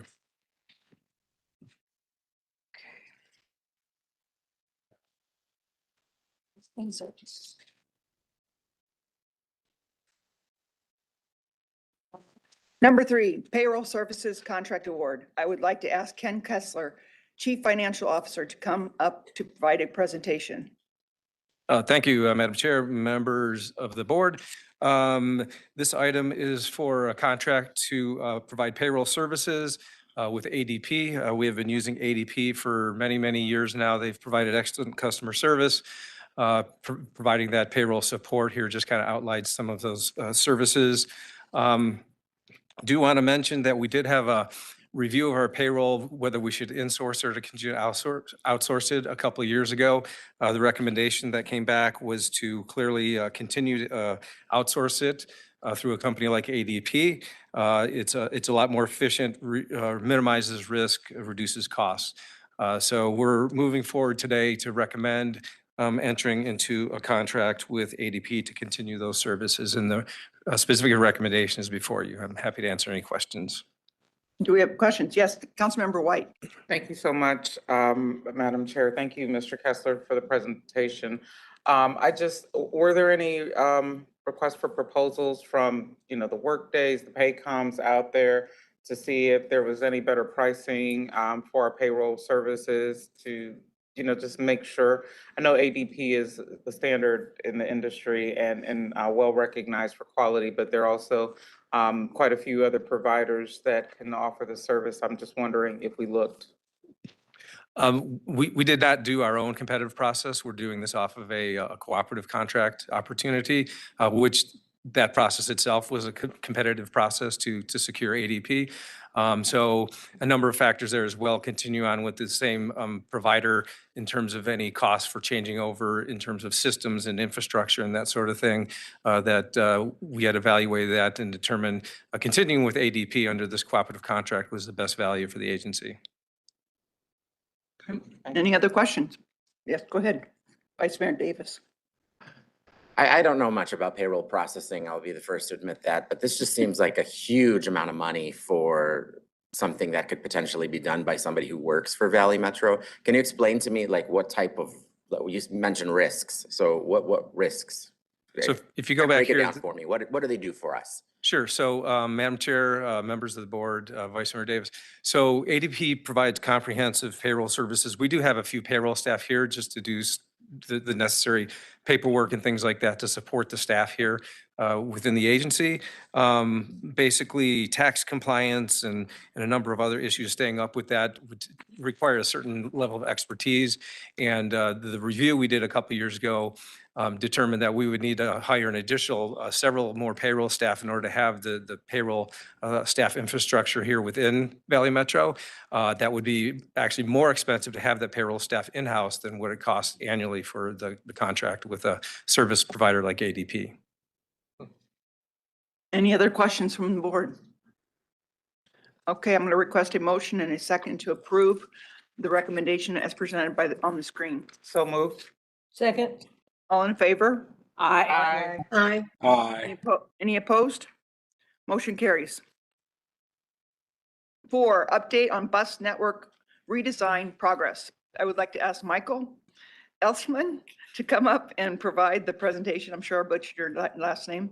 This item is presented for information only. Hi, so how do you say your last name? Eshelman, but even I get it wrong sometimes. Thank you. So good afternoon, Madam Chair, members of the board. I'm Michael Eshelman, Deputy Chief of Service Planning, here to present the bus network redesign progress update item. I do also want to recognize that we have Melissa Sather and Russ Chisholm from the Transportation Management and Design Consulting team here in the audience. They met with us yesterday. We had a really fantastic discussion with the executive team and a number of other staffers to talk about the project and where we're going to go from here. So let me get into that. The bus network redesign is a comprehensive operational analysis of our system, evaluating how effectively it performs. It offers a real opportunity to align service, the service that we provide, with how people are moving around our region. We haven't performed such an effort in decades, and in the ensuing years, we've seen a great recession, the emergence of new mobility offerings, and a pandemic that fundamentally shifted where, how, and when people work. Our network has not kept up, and our customers are letting us know their pain points, as we'll discuss today. The consultants and project team have completed significant work to date, including an evaluation of the market for transit service and an evaluation of how that service is performing. The first phase of engagement was completed in the fall and yielded actionable insights into how customers perceive the system and how they'd like to see it change. Our project team is developing the public engagement plan for the next round of outreach, which was initially slated to begin this April. However, through the extensive discussions with city staff, we've determined that pushing forward on an aggressive timeline would run against creating the best possible plan, and we decided we needed more time with staff to work through the plan recommendations and their funding implications, particularly with respect to Prop 479 TLCP. We now plan to work through the spring and summer, engaging with cities at all levels to refine service proposals for engagement in the fall. The ultimate goal of the bus network redesign is to create a more efficient and effective network, and I'd like to briefly touch on why that's important. Effectiveness is about carrying riders and generating revenue. Investing resources where transit is used the most generates more ridership and more fare revenue, which can then be used to operate more service or to address funding gaps. Efficiency is about maximizing the use of each limited resource, allowing the same level of service to be provided using fewer resources. That means faster travel times, shorter turnarounds, less non-revenue time.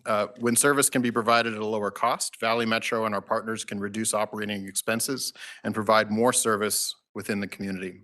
By combining these two strategies, we create a network that serves more people and attracts more riders with the same or fewer resources. This is especially critical as we move through the Prop 479 transition together. We can reduce costs and generate more revenue to fill up the formula bucket, and this sort of opportunity doesn't come along every day. The bus network carries about 100,000 riders each weekday, and with half of them riding on just 15 of our routes. The map will immediately draw your eye towards the large clusters of riders in the core of the network, but it's critical to also note the parts of the map where there are routes but few riders. Here's an illustration of what that looks like. Oh. Let me just see. Okay. These slides are a little different, so I'm going to go on the fly. Well, if you look at your packet, there's an illustration of what that looks like. Each column in the chart is a route, and one can see that the green routes on the left make up a large share of the ridership. The tail end of the chart illustrates that we're spending significant resources on routes and service that don't carry many people. System-wide, we carry about 12 passengers per hour of service. Our peer agencies are nearly double that. Service levels are generally flat throughout the day, with most routes operating in even 30-minute service, especially on weekends. Ridership patterns vary relative to service levels. Where the purple line is greater than the gray bars, there's an increased demand for service at that time of day. On weekdays, we see strong morning and even stronger afternoon peaks, with sharp decline in the evenings. On weekends, there's more gradual peak in the mid-afternoon and early evening. A key thing we learned that's not shown here is that on weekends in particular, there's a direct one-to-one drop in ridership commensurate with service levels when compared to weekday service. So essentially, if our weekday service is only 60% of if our weekend service is only 60% of our weekday service, our ridership drops to 60% of our weekday service on the weekend. So what we're finding is that people aren't riding service as much on the weekends because there's less service to ride on the weekends, not because they don't want to ride on the weekends. With BNR, we have a real opportunity to not only respond to what customers are saying to us in the engagement phase, which I'll get to in a moment, but also to respond to what they're telling us with their feet and their dollars. I've been talking quite a bit about frequency, and I should explain why it's so important. So frequency is the #1 factor that attracts riders to transit. It's what provides flexibility and allows people to travel spontaneously rather than having to plan their day around a fixed bus schedule. Even with real-time bus tracking information, 30-minute service still means you can't leave when you want to, even if you're able to minimize the time you spend waiting at the stop. And in a grid system, riders can't time their arrivals to transfer points. Our consultant, Russ Chisholm, I think mentioned that imagine that your garage only opens every 30 minutes. And that's similar to if you're trying to ride a bus that operates only every 30 minutes. So you'd have to wait. Even if you can time it with real-time information, you still have to wait for the bus trip to become available to you. Currently, 28% of the population is within a half mile of frequent transit. 44% of them are low income and 51% don't have access to a car. The goal of the bus network redesign is to expand access to frequent service, especially for those who rely more heavily on transit for mobility. On this slide, we have two maps. The one on the left shows the green. In green, the route segments that operate at least every 15 minutes on weekdays in the middle of the day. The map on the right shows in green the route segments that generate at least 15 passengers an hour, the most productive routes in the system. There's a lot of overlap between the areas with the most frequent service and those with the most productive service. This helps make the case for investing in frequency. Even though frequent service costs more to operate, it generates a positive return on investment by generating higher ridership per hour of service offered. Of course, it's not a complete overlap. There are some segments that are very productive and aren't frequent, though that might warrant more service, or there are segments that may be overserved because they're not generating the ridership they should.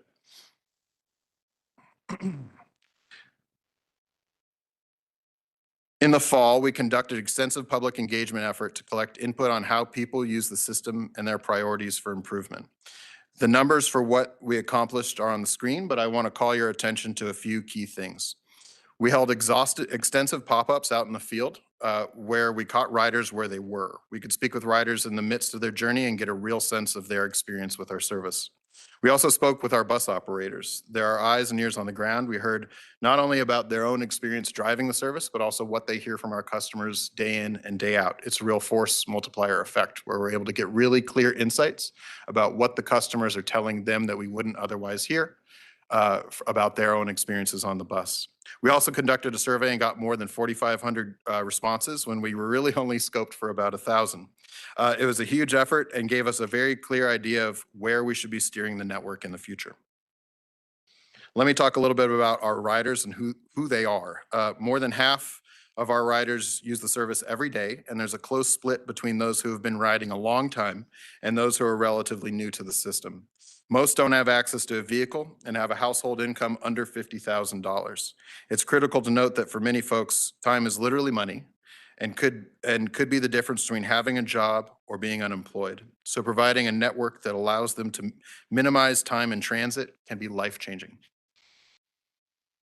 Regarding survey results, respondents were asked to rank 16 categories on a scale of 1 to 5 in terms of how important each is to them and their level of satisfaction with it. Frequency is rated as the most important by riders. We saw in earlier slides that only 28% of the population currently live within a half mile of 15-minute service. On-time performance was rated second in both the most important and the least satisfied categories, indicating a major gap for riders. We know from industry experience that reliability is the #1 factor in retaining riders. Frequency gets them in the door, and reliability keeps them there.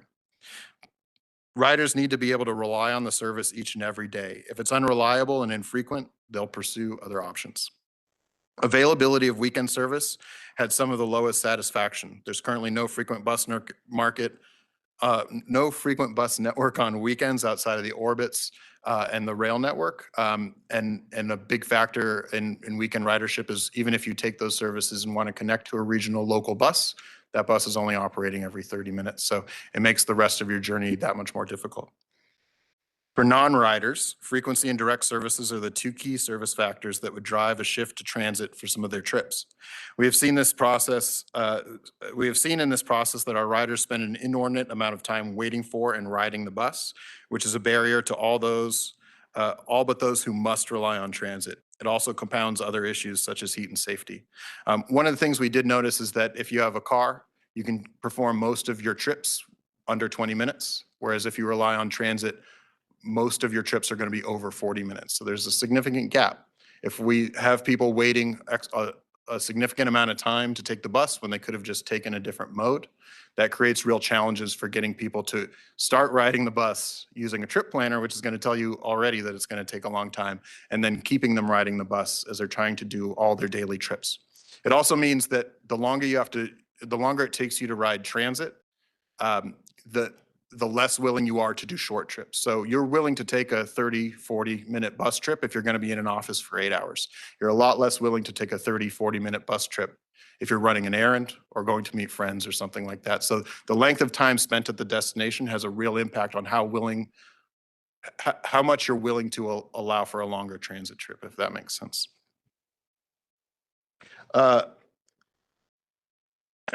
Some key challenges with the current network can be summarized in this graphic, which illustrates how customers experience it. Then decide whether or not they're going to take transit. If the overall network isn't structured properly, people will look elsewhere. Next is the network's frequency, which is the primary factor most consider when choosing transit for a trip. Then on-time performance and missing transfers, which both reflect reliability, which is the primary factor that influences retaining riders. With each step, riders act with their feet and their dollars, and if their experience with the service does not work for them.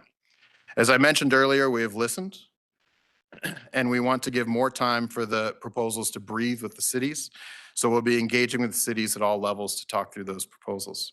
We'll take that feedback and work with the consultant team to craft a draft plan to present to the public in the fall. The goal here with that public engagement isn't to present the perfect plan that will survive in total from that public engagement, but rather to get people's real insights about what they like and don't like, what works and does not work about what we're proposing. We also need to be clear that in many ways, we have the network we have here today is here through countless small decisions within the region, and fixing it with a series of small decisions will take a long time. Bus network redesign represents a real opportunity to reset the entire network in response to not only what our customers told us in phase 1 of engagement, but also what they're telling us all day when they speak with our operators, send us complaints, or simply don't ride. This is borne out by the fact that our ridership has only recovered to 60% of pre-pandemic levels. We have a fantastic opportunity to make meaningful changes in the economic mobility of our customers, and I'm thrilled to be working with everyone here to do the hard work to make the most of it. Thank you. Do we have any questions? Yes, go ahead.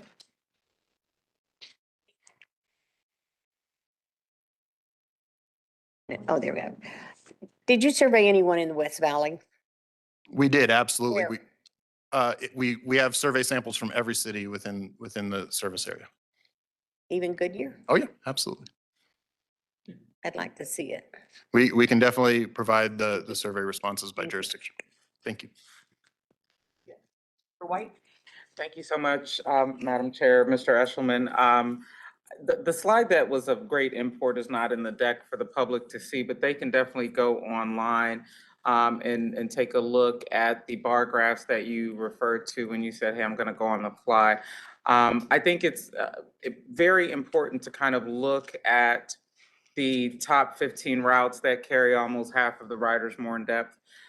Because I have a fear, and I know I have a buddy down there, Vice Mayor Davis, but then I also have former Vice Mayor from Goodyear speaking up as well. When I take a look at what Councilmember Wally is just saying, we want to make sure you understand we very much so care about bus transportation. And when we look at the heavy hitter routes here, in the top 10 routes, you have 2 that go out to the West Valley. One that I love the most, it's, you know, when I think about if I want to go to the zoo, I can just jump on the Van Buren bus and it comes through Avondale. It circles around our city center complex, our civic center area, and continues to go west. So, I mean, that's a real route that we use, the 3 to 17, the McDowell route as well. Very high performing routes. But let's say Mr. Davis doesn't, you know, see the value in that route anymore in Tullison, right? What does that do to Avondale and Goodyear if they no longer want to make that contribution? Like, what do we see? Because the reality is that we're the most of the expansion Maricopa County is realizing is in the West Valley. Most of the East Valley is built out. We heard from public comment today, hey, they're very concerned with the capital extension not happening. How are you going to get, you know, light rail out west? I mean, we've even tried to think outside of the box in different municipalities, because the rumor has it at some point in the future, Union Pacific or maybe BNSF will work with and get Amtrak service out here. But we need short-term assurance in the West Valley. Like Councilmember Campbell said, that our people are being considered and that we have routes that are going to continue to come out in that direction as we expand and even go further. And we want the acknowledgement, and we want to make sure our member agencies also see the 3 and the 7 are in the top 10, not below the top 10. We're in the top 10 of where people are trying to go. So that's very important. Beyond that, Madam Chair, Mr. Eshelman, I just want to share something that is a point of pride for all of us.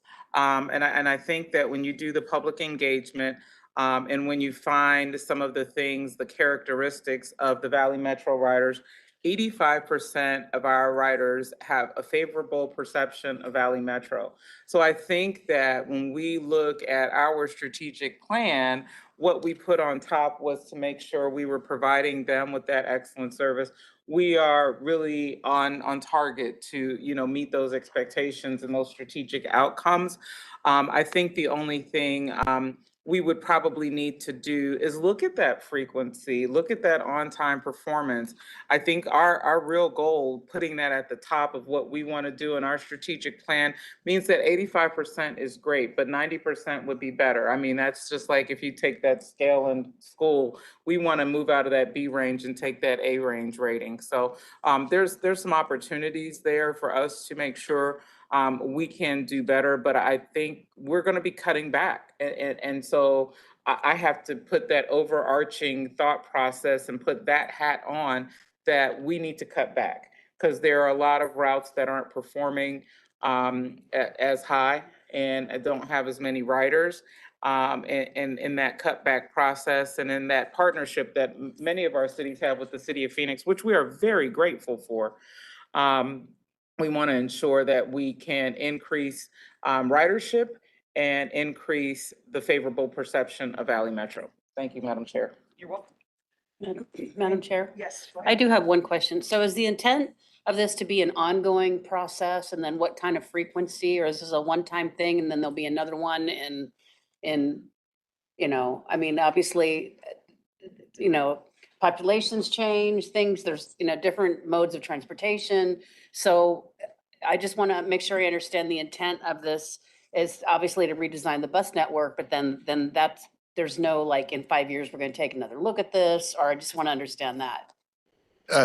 Chair, Council Member Tomachov, yes. So this is now the 5th or 6th one of these that I've done in the various places that I've worked. The usual cadence, they take about 2 years or a little bit more to complete. So 5 years is a little fast to do a full new network redesign. Usually want to do one at least every 10 years. And the nice thing about a bus network redesign is that your bus network is a living thing. So in the past, when we've done these, we've done what we thought were good ideas, but you didn't lay down rail. So you can make adjustments to the bus network as you hear from your customers, as you hear from the communities that you serve. So the goal is to put it out there and continuously evaluate how we're doing, which were the best decisions that we made, which ones are the ones that we want to revisit. And luckily we can make 4 service changes a year. So what we'll usually do is allow the service, once it's implemented, to sit and kind of bake for about 6 to 12 months, and then start to really make the decisions around, was that the right thing to do or not? Is there something else that we want to do instead? And then that just becomes part of your regular process until, within the next 10 years, you do another network redesign. These things are really a giant lift. We've done a ton of engagement, but one of the things also that I want to credit our CEO with is she's really put an emphasis on ongoing engagement. So it's not just ongoing evaluation of the network, it's ongoing listening and building relationships with our customers, hearing what they're saying, and these two things feed into each other. Very good. Thank you. Any other questions? Councilmember Pastor? Yes. Want to thank you for this presentation and thank you for doing this. As you know, Phoenix runs their own bus network. And so my question is Phoenix incorporated in this bus network redesign? I think I know the answer, but I want to put it on the record. We've been working really close with Jesus and his staff, yes. Okay. Knowing that Phoenix runs their own bus service, we also operate very differently. Mhm. And so any results out of the bus network will have to come back to the city of Phoenix Mhm. and be discussed amongst our committee and then our council. So I just want to make sure people are aware that that is the process on the bus network design. Mhm.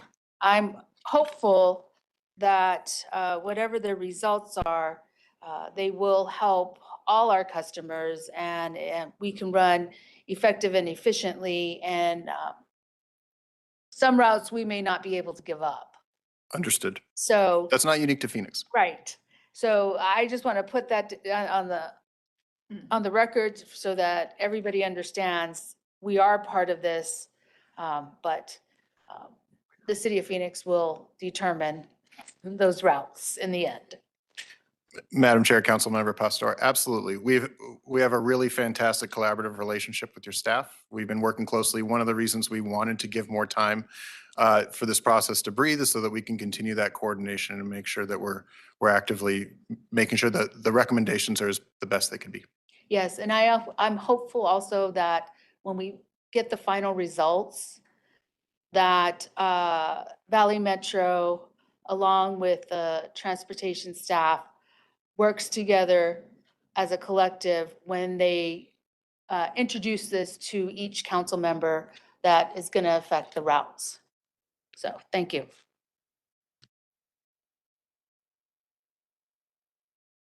All right, thank you for your presentation. Thank you.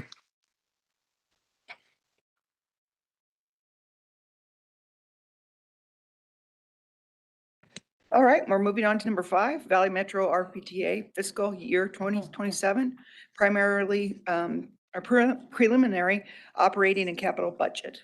I would like to ask Jessica Medford Miller to introduce this item, and this item is presented for information only, so there will be no votes taken.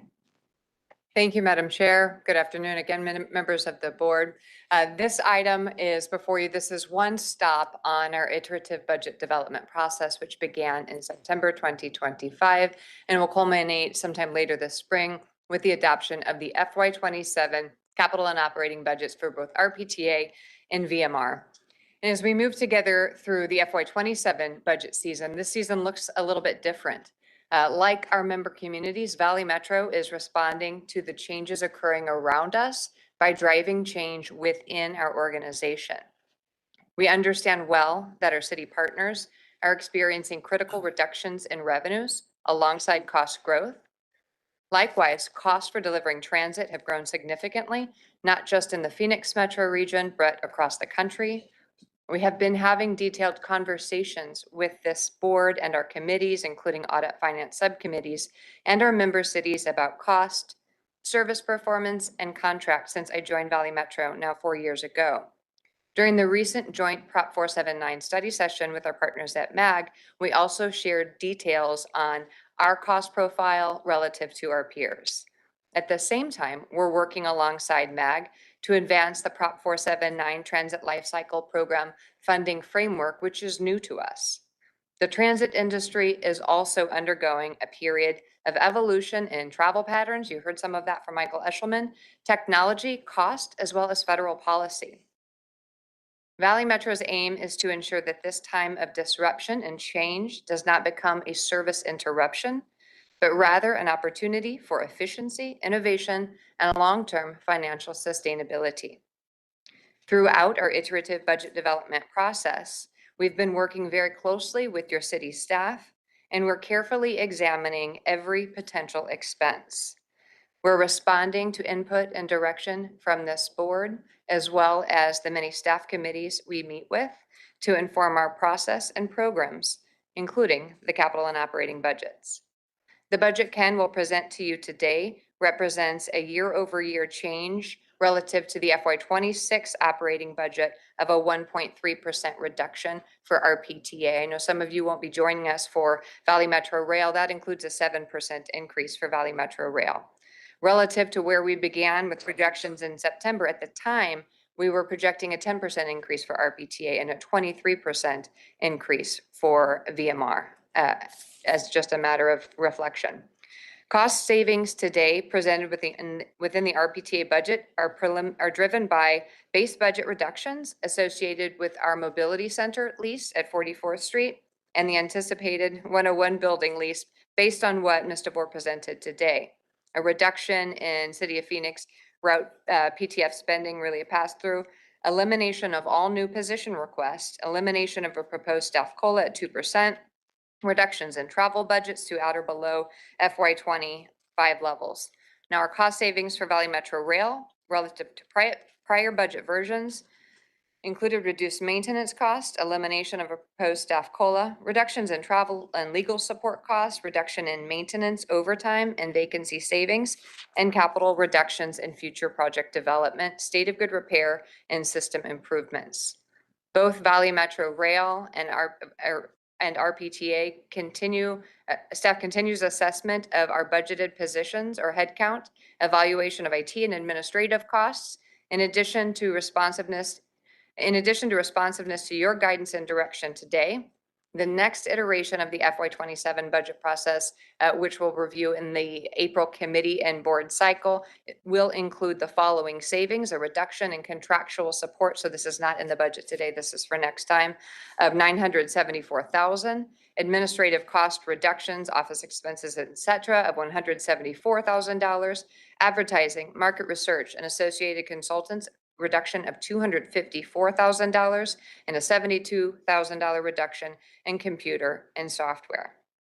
I will talk about personnel and on the next item. Beyond these savings, which we anticipate realizing in the financial budgets, we're evaluating our business strategy across several agency functions under the leadership of the Valley Metro RPTA Ad Hoc Subcommittee, and we heard from Subcommittee Chair Councilmember Tolmachoff earlier. Thank you for your leadership and support of this effort. We look forward to working with that subcommittee and this board to identify opportunities for greater efficiencies beyond FY27. So without further ado, I invite Ken, who's doing a great job alongside his team and the entire executive leadership team to refine our budget request. Thank you, Ken. Thank you, Jessica. Madam Chair, members of the board. I'm going to run through the RPTA FY27 preliminary budget. Do want to mention the budget is built with the foundation of our strategic plan framework. So the budget is based on meeting those strategic plan goals. As far as the detailed materials that we provided in your packet, we do have these detailed initiative write-ups. One thing I do want to mention, Jessica kind of alluded to as we're looking at the budget and trying to hold it steady and reduce as much as possible. In past years, we've had new initiatives. So we had a number of different types of categories of these things, new initiatives and those ongoing continuing commitments, inflationary items that are really something outside of the agency's control. This year we have 0 new initiatives, so 0 adds to the budget. Do want to emphasize that. So in addition to the reductions that Jessica has outlined, we have eliminated any new initiatives that were actually in the original version of the budget. So we are listening. We're getting the feedback from the board, the AFS subcommittee, as well as your staff at Financial Working Group and RTAG, et cetera, getting their feedback, and we're working diligently to continue to reduce the budget. So this is just a mock-up example of what that initiative looks like, and just kind of an explanation of kind of what's on there. You got the initiative number, and then you also have the strat plan goal identified with each initiative, and then you have the agency, whether that's a VMR initiative, a RPTA initiative, or a combined agency initiative. And then lastly, you have the specific initiative type of category. And as I mentioned, the example here is the Valley Metro recommended, which we have 0 of these initiatives in this FY27 budget. So in building the budget, we start with the base budget, and that's basically looking at the current year budget, looking to identify areas where we can identify reductions, whether there were some one-time items in the current year budget, or just some areas where we see trends of underspend, or areas that we identify that we don't need or don't need as much going forward. So we look to reduce that base budget as much as possible. And then, and then from there, we factor in those ongoing obligations, those like year-over-year contract rate increases, inflationary items like cost of fuel or electricity that may increase from year to year.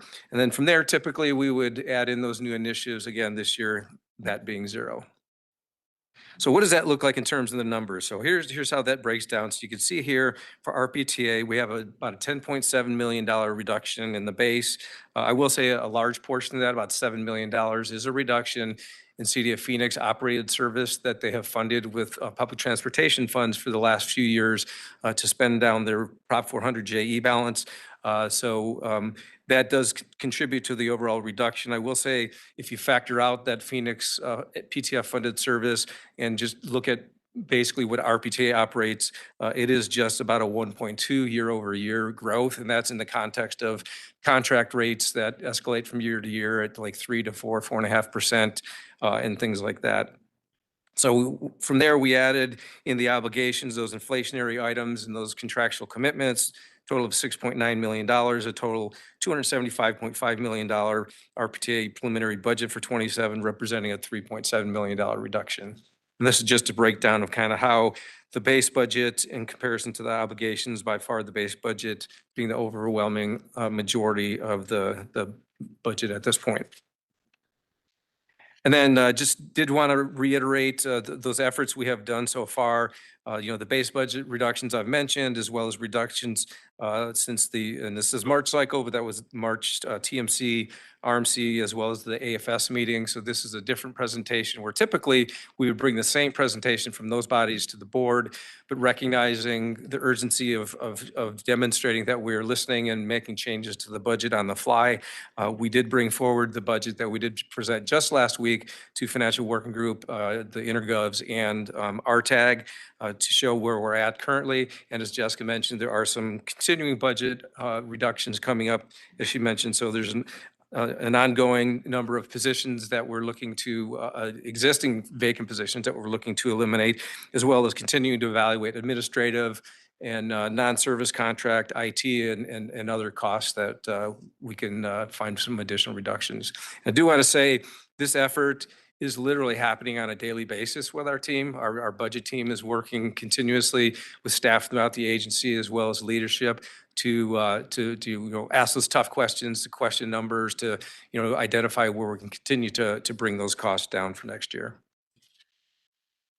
So now getting into a little more of the details of the budget on the operating budget side here, the use of funds. You could see that overall decrease year over year, fixed route operations, obviously being our biggest program, demand services, with just a small increase of 1% at this point. We do, For the paratransit contract, we are in negotiations with the current provider. There is an expectation that after they told us a few months ago they had no interest in exercising the upcoming option on October 1 because they are in a position where the cost is just prohibitive for them. We are working through negotiations to continue to work towards an extension while we also look at procurement. At this time, looking at the market, the contracts out there that have recently been let for this type of service are showing significant increases. So at this point in time, our transportation team and our procurement team is looking or just negotiating with that provider to come up with a best value for the agency. But there is a good possibility this demand service number in the next iteration of the budget may be a higher number as we work those negotiations. Just want to give you that foreshadow. And then did want to mention regional services, a reduction there year over year, $2.5 million. A number of things there, some mobility center cost reductions, fair media cost reductions, as well as reductions in fare box maintenance costs and other various administrative cost reductions we've been able to achieve at this point. So now looking at the source of funds, how our operating program is funded, you can see here public transportation funds and member city contributions are the largest funding source, as well as federal funds and fares that support the operating program.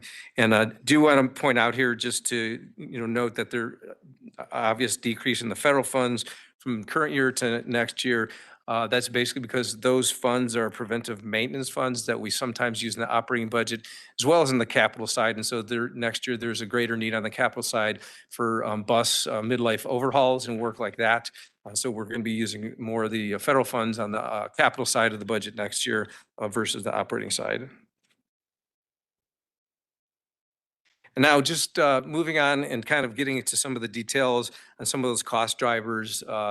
Basically, those things are kind of out of the agency's control, sort of those ongoing obligations, continuing commitments with contracts and inflationary items here. So you could see some of the big cost drivers is the rate increases for bus and demand services. That's a typical thing we see each year is those contracts are a big part of our overall budget. So of course, they're always that big part of the driver and the change from one budget year to the next.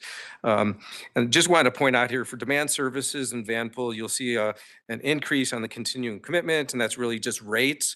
And then you'll see that, increase there, and then you'll see a decrease on the inflationary side, and that's really more ridership driven. And really on the Vanpool, that there's not necessarily a decline in the participation or ridership for Vanpool, but that's more in the what they're choosing in terms of the vehicle types. We have a variety of vehicle types they can select from, and depending on the vehicle type, that kind of drives the cost. And so we're moving our Vanpool folks to more cost efficient types of vehicles to use for their services to bring our cost down. And then now moving on to the capital program, the use of funds in capital, you could see here that about a $3 million year over year decrease. As you know, capital fluctuates. It can fluctuate greatly from year to year. It's not quite as a consistent expectation as the operating budget. So again, as typical for RPTA, regional fleet is the largest part of the capital program with some regional facilities and other regional projects on the horizon. And then the source of funds for the capital program here, again, primarily the federal FTA funds, as well as the public transportation funds that mostly fund the capital program. And then for RPTA does have a pass-through budget. So basically, there are a number of pass-throughs for other member agency disbursements that we disperse PTF funds to for maybe projects they're carrying out. As an example, Phoenix purchases fleet replacements and they use PTF as a local match. So some of that represents that. There's also some other member agency projects PTF funded as well. And then we also have our usual lottery fund disbursements. It's been at 11.2 million for several years. It's a kind of a steady amount set by the state, and that's passed through our RPTA to our various member agencies for use for transit purposes. And then on the sources of those funds, you can see public transportation funds by and large, the greatest portion of the pass-throughs. And then you see there the VMR personnel reimbursements, again, reminding folks that all agency personnel are technically RPTA employees. So that does flow through the RPTA budget. And then VMR does reimburse RPTA for those personnel efforts that are on the Valley Metro Rail side. So now I want to take a look at the 5-year program going from 27 through 31. First, the operating program. Here we have about a $2 billion 5-year program forecasted. Again, on the source of fund sides here, the primary funding source here being public transportation funds, member city contributions as well, making up a very significant portion there. And then on the use of funds, of course, fixed route operations, demand service operations is kind of the core of the service we provide, being the largest items there. And then also the pass-through disbursements to VMR as well as other member agencies shown there, as well as another significant part of the 5-year program. And then on the 5-year capital, you could see here, we've got about an $800 million program forecasted. On the sources of funds, again, public transportation funds and federal funds being the vast majority of funding for the RPTA capital program. And do want to note on the federal fund side, you'll notice some fluctuations from year to year. Really, those federal funds ebb and flow kind of based on the capital activities, largely driven by regional fleets. So as our fleet plan ebbs and flows with numbers of vehicles we replace each year, there's a slight variation in the federal funds that flow in to cover that. And then the last slide here is just a recap of the timeline process for the budget development. Here we are in March. And then you can see there on the slide the additional steps we're looking at in terms of future iterations of the budget in April and targeting May for adoption. But of course, we could always move towards the June timeframe to get the budget adopted, as long as we have a budget adopted by June 30th. That's concludes my presentation, and happy to answer any questions. Yes, go ahead. Thank you for the presentation. Do we have anything built in for contingency for potential increase in gas prices? Great question. They're obviously rising, and yes, nothing in sight right now for relief. Right. Yeah, Madam Chair, members of the board, Councilman Edwards. Yeah, yes, that question did actually come up, or comment came up last week as well at Financial Working Group, FWG, RTAG, Intergov, that combined meeting. We haven't put anything yet into the budget, but we're keeping a close eye on that. We're evaluating the situation both for our diesel as well as our natural gas CNG. So we are looking at we looked at some potential scenarios of what we think we might need to add in the next iteration to make sure we're covered there. So the next iteration of the budget, we'll probably have some sort of adjustment to account for that at this point. Of course, as you know, those fuel prices, you just don't know, especially in times like this. I mean, they're spiked now. A deal could be struck, in a month. It could change drastically. A lot of times the downward swing, as we all know, in petroleum does not always move as fast as the upward swing. So we will certainly be considerate of making those adjustments in the budget. We'll monitor that into next year if the situation continues. And the possibility of a mid-year budget adjustment if fuel just gets out of control is always there. But yeah, we're certainly looking into that. Well, that's what I'm concerned about is having to do a mid-year adjustment, because we've done mid-year adjustments, not for gas, but for other items in years past. And I just want to make sure that we're doing everything we can ahead of time so that we don't have to come back to a mid-year adjustment, because there may be other items other than fuel that you have to come back for a mid-year adjustment. And I just don't want to have a bunch of them compiled on top of each other to be out of control. Yeah, no, Madam Chair, Councilmember, I totally agree with that. It's right, walking that fine line of, okay, make an adjustment, because again, what this budget is based on, then for any member city contributions, those monthly billings for that will be based on the budget. So we want to try to be mindful of not overshooting and we're billing too much, and then we end up having to give you a big refund at the end of the year, and it's money you could have had in your bank account that whole year. But also at the same time, as you mentioned, trying to avoid that mid-year budget adjustment, then that will have to bump up those billings maybe mid-year. What's that?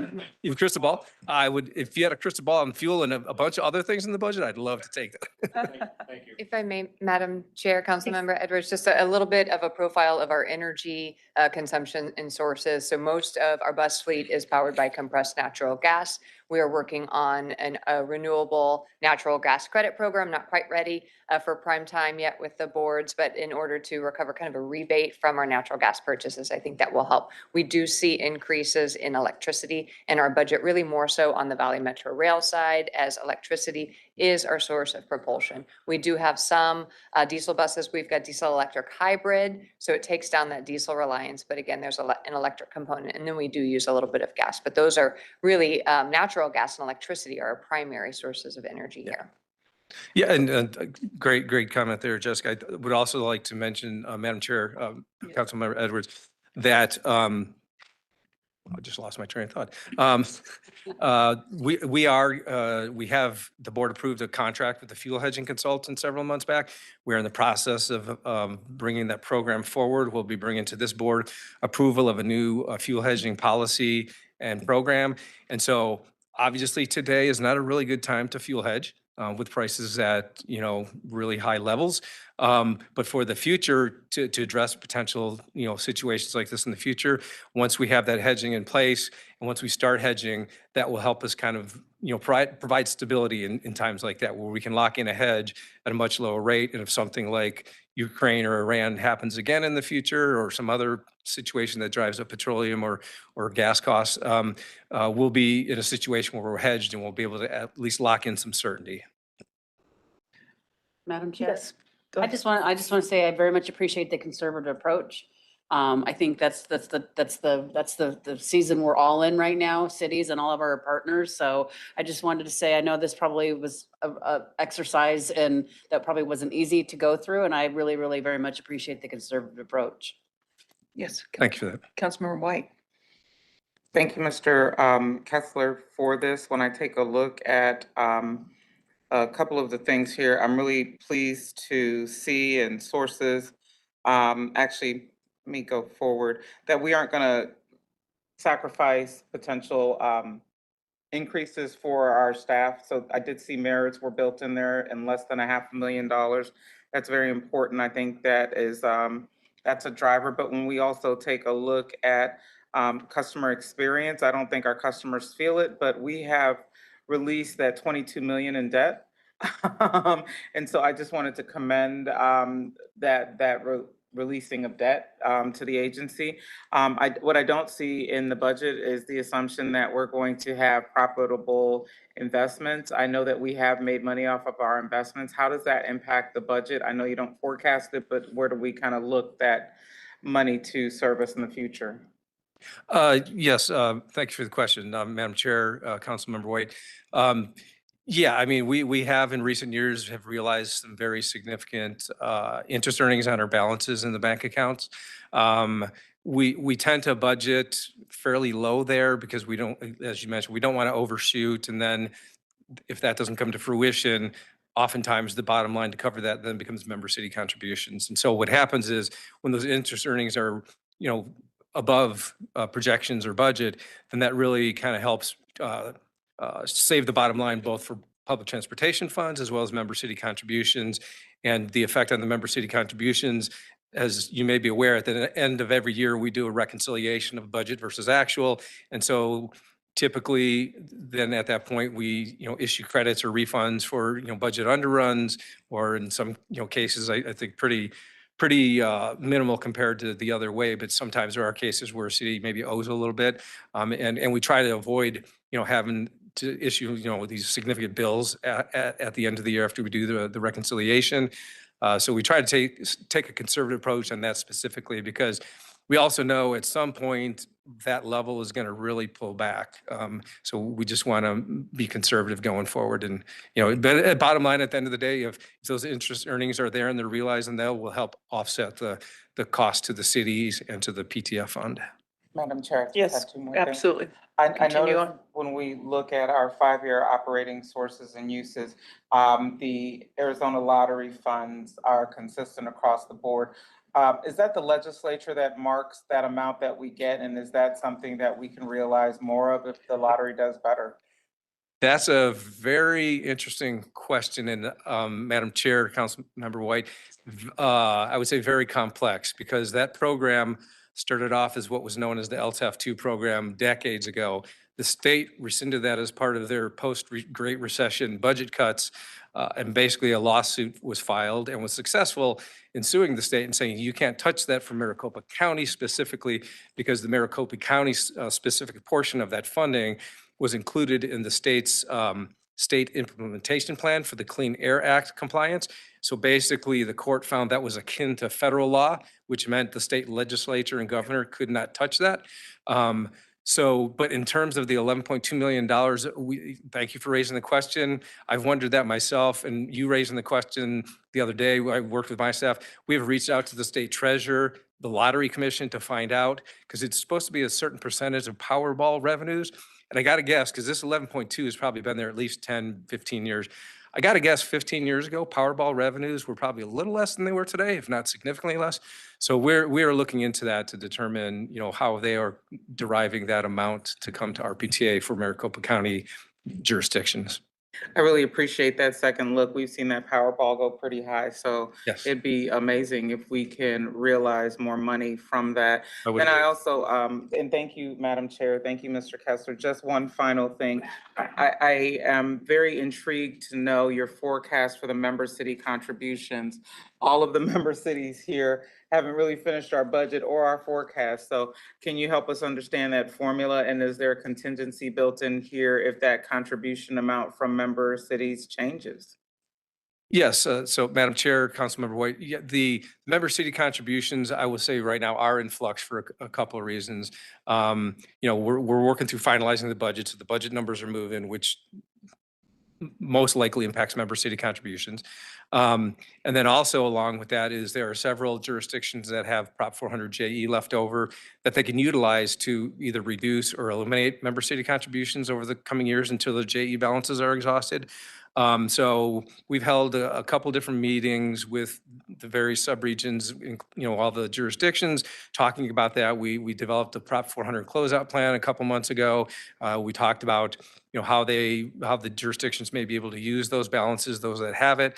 We had one jurisdiction that right away said, hey, take some of our JE balance and wipe out our contribution for demand services for FY27. So we did that. We've since had a couple other cities.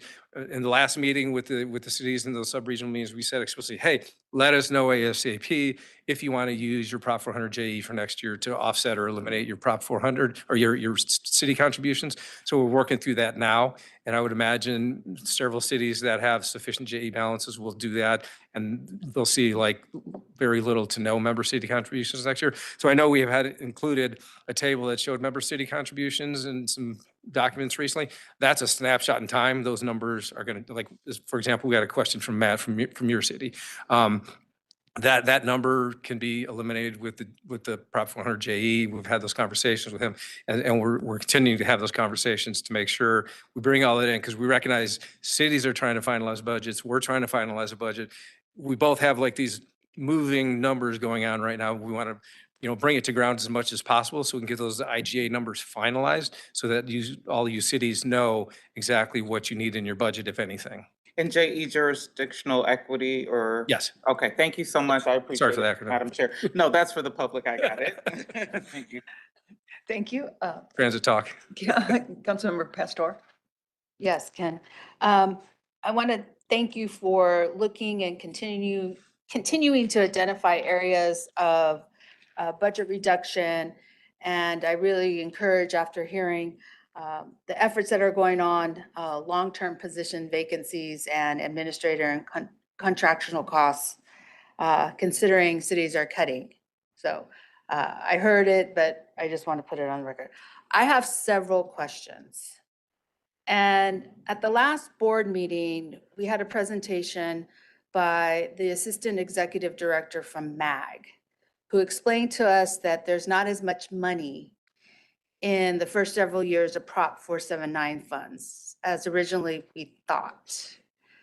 The question is, when did MAG start their forecasting? And when did Valley Metro get them the data they needed to develop a long-term picture, goal of the regional financial situation? Madam Chair, Councilmember Pastor, not knowing exactly specifically like a date or month, but this goes back to last fiscal year, last calendar year. MAG had reached out and there was a number of iterations of us providing information, as well as, Phoenix and others that contribute to all that. And so we had been working with them for months. In terms of where I believe what you're referring to is that shrinkage in the formula program. That I think the current number was first known, I believe, in January. And there was a lot of behind the scenes in terms of, getting numbers crunched and back and forth and making sure, everybody agreed that we had right numbers and that type of thing. So it's been a very extensive effort. And I will say it's a very complex effort behind the scenes to kind of bring all that together. There's a lot of costs coming from a lot of places, not just RPTA. MAG has to include into their forecast for the Prop 479 TLCP. So it's quite an extensive process. I know MAG continues to work to try to find ways to grow that formula pot. We are working hand in hand with them in those efforts to try to make that happen. Madam Chair, Councilmember Pastor, may I add to that, and can please chime in and correct me as appropriate.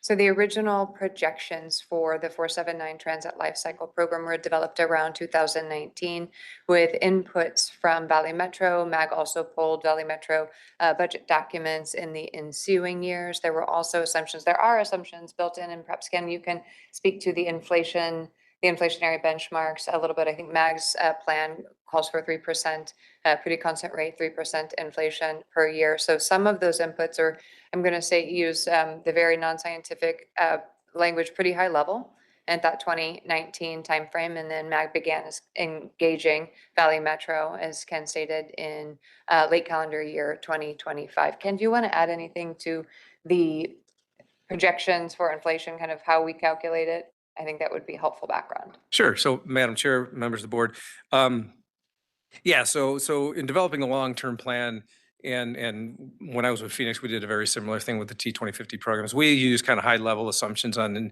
inflationary growth and things like that for both costs and revenues. On the revenue side, in this case, for the Public Transportation Fund, ADOT does an official forecast for that. So that's what MAG uses. That's what we've always used. In terms of the cost side of things, we've met with them a few times recently. We've talked about those assumptions. They're gonna work to refine those. Like when you look at our 5-year program here, we didn't just use like a 3% or 4% or just a standard year over year where we have contract rates and things like that known. We use those year over year growth in those rates in our 5-year forecast. And then in those areas where we don't have contract rates, we look at historical trends, both in the short, mid, and long term to kind of come up with inflationary factors. So there are some line items in the 5-year. Well, you'll see if you did the calculations where we kind of have a consistent year over year percentage growth rate. But in others, especially those line items where we have those contracts, like on the VMR side, the security, the ACI operations, the operator contract. On the RPTA side, those bus operations contracts, the demand service operation contracts. We've got known rates for a certain number of years, but when those contracts end, then it's a forecast kind of with some just looking at a historical to forecast that out. Thank you. I know I have probably some members having to leave, so I can put the questions out and maybe get it back to the board, or can tell me in April. But my second question is, if MAG has determined funds available to support bus operations outside of Phoenix has been exhausted, do other member cities have to begin scaling back service significantly? Madam Chair, Councilwoman Pastor, at this point, there's no forecasted reductions in service. Things are, I would say, a lot tighter than the original projections from 2019. course, a lot has happened, obviously, since 2019 in terms of economic conditions. Obviously 2019 was a dated forecast and, more recently is reflecting current reality. So that formula pot has shrunk substantially in MAG's forecast. But going forward, there's still funding there to continue the service that is there today. It's just a matter of looking for where we can identify savings or additions to revenue. And again, like assumptions and fair revenues that we're working with MAG to refine in their forecast and to better align with our forecast. We don't expect our two forecasts to match exactly to the dollar. I don't think that'll ever happen, but to be close and be reasonably aligned. So we're working towards that now. So that we're on the same page in terms of the types of assumptions we're using for the different cost categories. So I looking at the numbers down, I wouldn't expect any need for service reductions. It's just there's not as much of that formula money that I think folks were kind of expecting based on the 2019 forecast to kind of either grow service or offset member city local contributions towards paying for transit service. Okay. And then my third one is Phoenix uses a very strict definition for ADA trips. How are ADA trips defined by Valley Metro or other member cities? How do other member cities define them? Madam Chair, Councilmember Pastor. So basically, we, along with MAG, going forward with the Prop 479 funding policies for using regional sales tax funds for those demand services trips. They are limiting the regional funding in their policies to just those trips that meet the very strict definition. And I'm talking the literal definition provided by the federal government. So there's the 3/4 mile boundary and, for both ends of the trip. So the trip has to begin at a location 3/4 mile within a fixed route stop, has to end in a location within 3/4 miles of a fixed route stop. The individual has to be certified through the Valley Metro process as eligible for ADA service. And then there's a whole host of other requirements that Michael Esham, I don't know that he memorized, but he pointed out the other day. There's a whole host of other more minor, those are the biggies, but there's other minor ones that have to be met to meet that strict definition. So that's how MAG's policy will define what gets funded with regional monies going forward. And my final one is, how much has the level of funds Valley Metro takes off the top of ADA service over the past 4 to 5 years increased? And how much has it increased? Madam Chair, Councilmember back Pastor, I'm not sure I'm following the question. Taken off the top, I'm not sure what's meant by that. There are level funds in Valley Metro that takes off the top of the top to run ADA service. And that has happened over the past 4 or 5 years. So I'm asking what that increase is, and then how much has it increased? So, Madam Chair, Councilmember Pastor, so the ADA service itself, historically under Prop 400, has not been, to use that term, has not been funded off the top. So ADA service has been funded using member jurisdictions' jurisdictional equity, since jurisdictional equity became the guiding principle for Prop 400.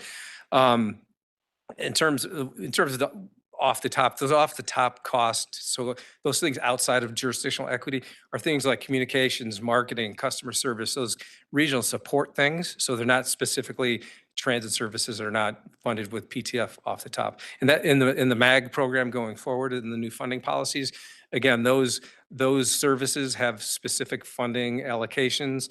And then again, the regional services, those support services also are like a separate bucket, if you will, a category of spending.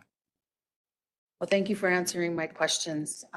Thank you for what you have done and where we're at, and then we'll see you in April. Thank you. Any other questions? I just have a comment, it's a question about, we're really in a bad spot right now in the world and not sure what's going to happen. Do we have a strategic plan for like if we go into a deep recession, as far as, looking at who are the critical employees and, do we have plan B? Thank you for your question, Madam Chair, members of the board. We don't have a deep reduction plan. If there is some kind of a crisis like a recession, the magnitude of that crisis would really drive our expenses. Valley Metro, through the Great Recession in years past and through current environment, continues to operate with a balanced budget. And so we scale programs and services to a level that would not exceed the available revenue. So if the available revenues experience a significant reduction, so too would programs and services, but it just depends on the level. So I think it wouldn't make sense for us to set rather arbitrary thresholds, but rather to work in the moment and be responsive. We do have a mechanism that we utilize from time to time, the mid-year budget adjustment, but historically those mid-year budget adjustments have been triggered by specific items. We know they're coming. Maybe we have a placeholder in the budget, for instance, for a contract increase. Valley Metro Rail just passed a mid-year budget adjustment back in January, and that was driven in large part by a new collective bargaining agreement with the contractor. So we knew that was coming. We didn't know the magnitude, and rather than ask cities for that money up front, we worked with them and talked with them and put a placeholder. We would utilize the same process, working very collaboratively with the cities.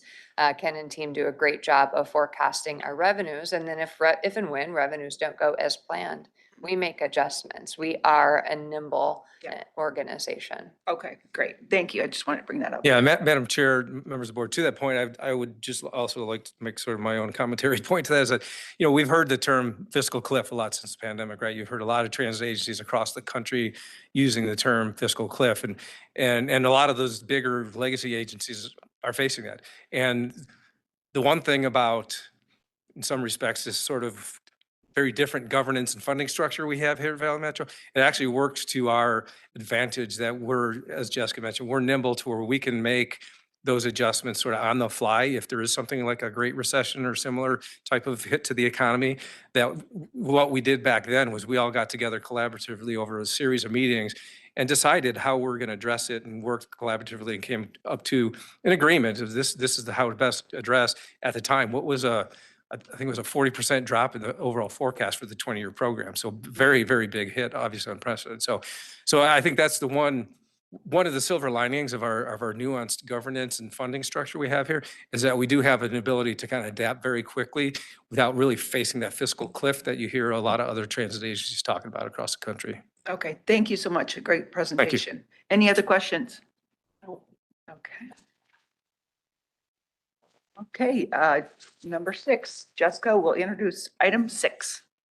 Thank you, Madam Chair, members of the board. Continuing with our conversations regarding budget, we're going to talk for a moment about personnel in response to an item Councilmember Tolman Schaaf requested to be on the agenda.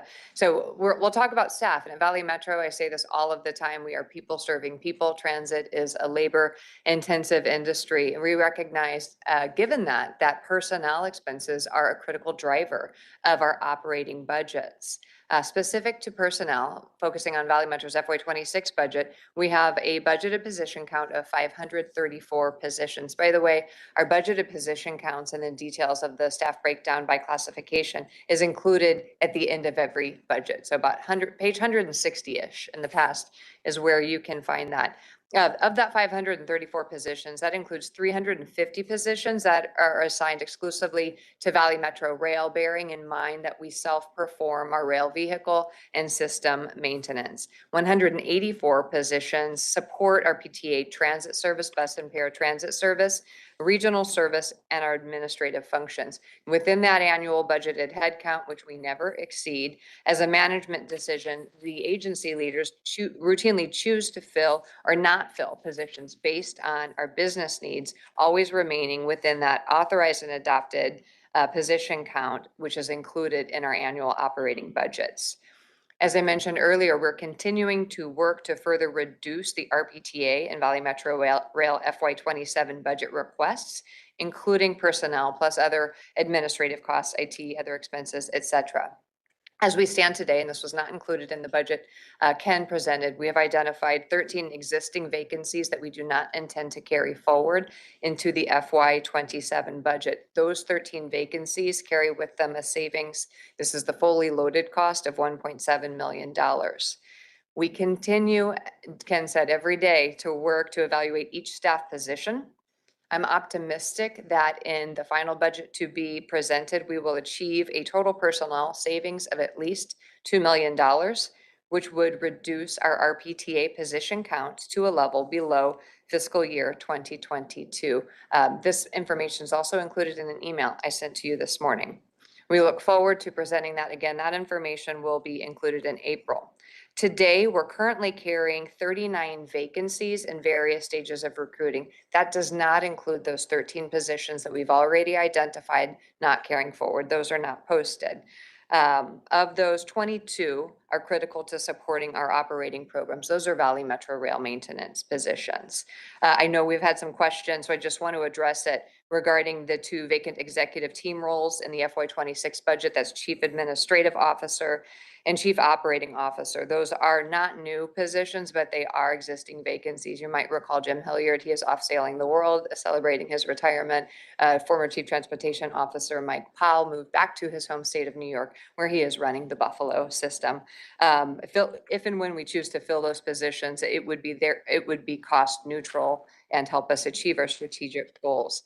That is the end of the information and the data points I think that would be important for the board today. We value your leadership as we move through this challenging moment. Your leadership and the input of your city staffs. We've had great discussion around personnel with the transportation managers and rail managers committees in particular. We look forward to your leadership and the guidance that you provide today and moving forward. I thank you, Madam Chair, members of the board. Thank you. And go ahead. Thank you, Madam Chair. And Jessica, I appreciate that.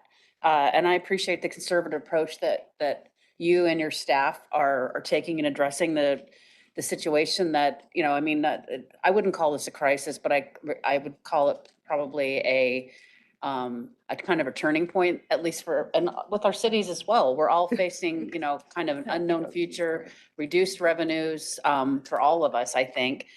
So, I think it's a good time to practice fiscal restraint.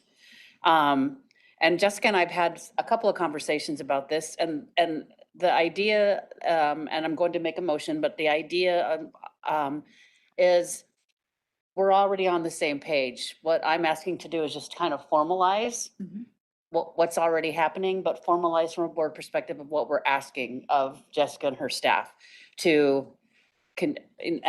not to affect any operations positions, maintenance, operators, dispatch, anybody involved with operating our system. Obviously, we have to make sure that the system is still operable and there's no disruptions to any of our customers. So that's the idea, is basically it's not a referendum on Jessica's leadership. It's not a referendum on anything happening. It's just a pause, to take a breath, let the managers, and I just wanted to let, in case everybody's not aware, there is a managers working group that has been formed. The first meeting is tomorrow. And that's Glendale, Mesa, Tempe, Phoenix, Chandler, Goodyear, and Tolleson. So those city managers will be meeting. Jessica will be attending those meetings as well, and taking a real look at the financial picture and looking into the couch cushions as an analogy to try to figure out if there's other opportunities to save money. So this is not necessarily a no. It's just let's pause. Let's take a good look at the finances. It's something that Jessica's already working on. And so from my perspective, it's just simply to formalize something as a perspective from the board that already is occurring. Thank you. You're welcome. Councilmember Max. Thank you so much, Chair. Thank you, CEO Mefford Miller. Thank you, Councilmember Tommelchoff and the rest of the board. Thank you very much. I think fiscal responsibility is of import during tumultuous, chaotic times.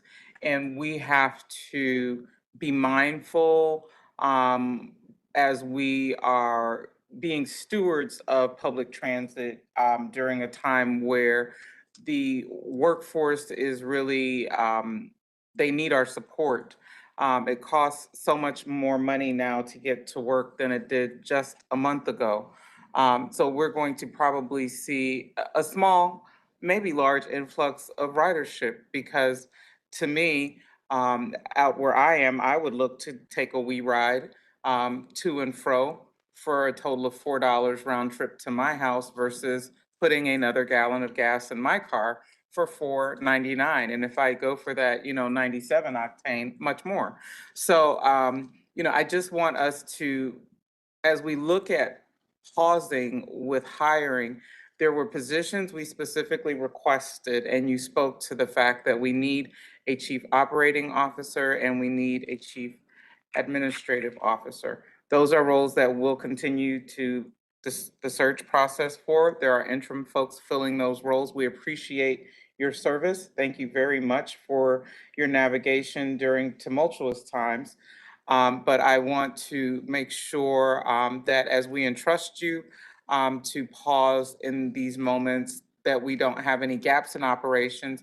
And we give you the stretch goal of making sure our ultimate of achieving that customer excellence and providing what our customers need as they board moves forward. I think we also have to rely on innovation.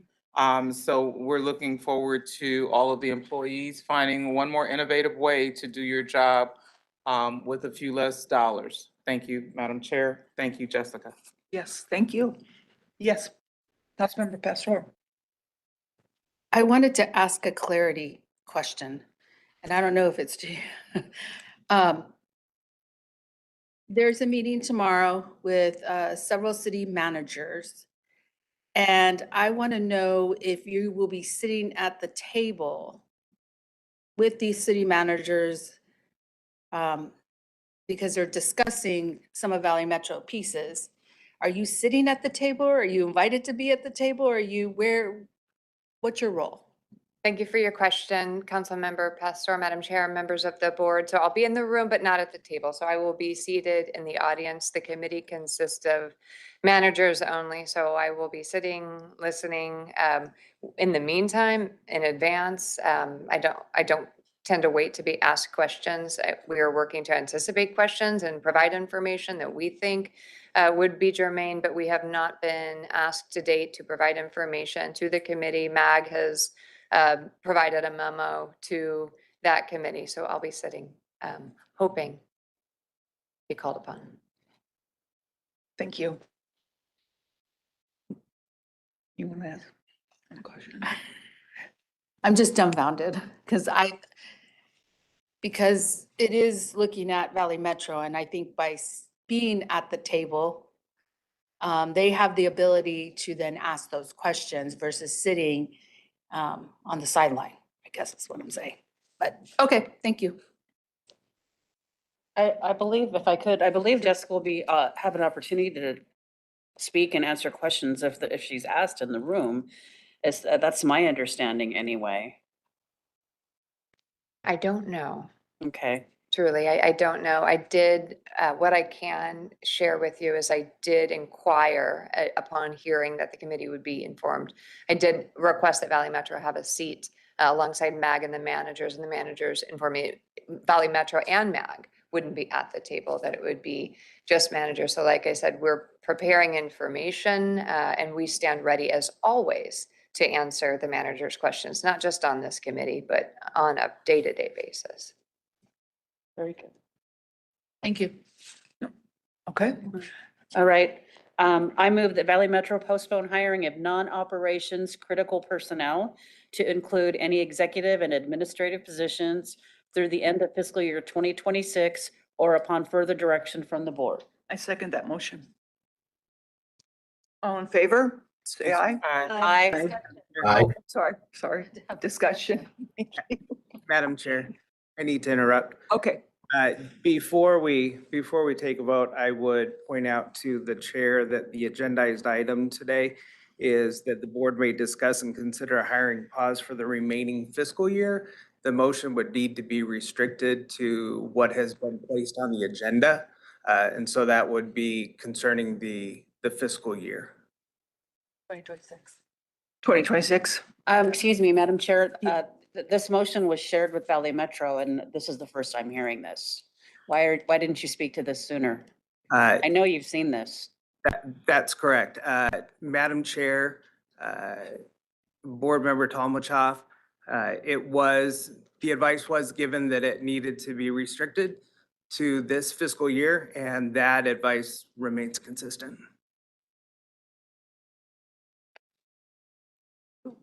Okay, Councilmember White.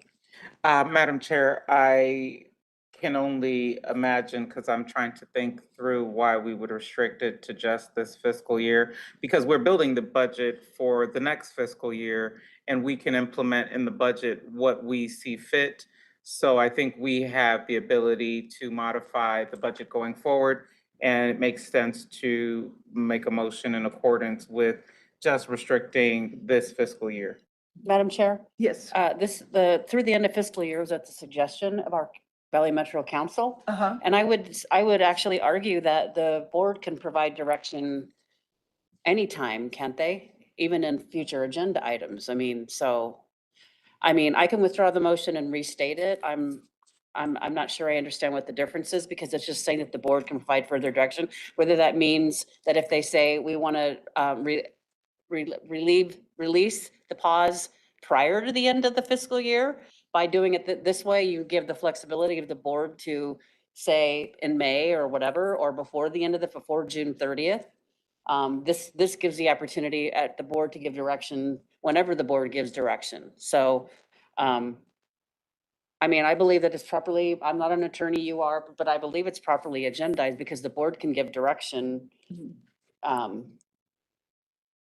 And it also, like I said, if they finish their work sooner, then you would have to wait till the end of the fiscal year, because that's what and the board could give direction, I guess, at a later meeting if it was agendized, put on a future agenda. We only have 3 more meetings in this fiscal year. We could always call as a Zoom meeting, I suppose, and a special meeting.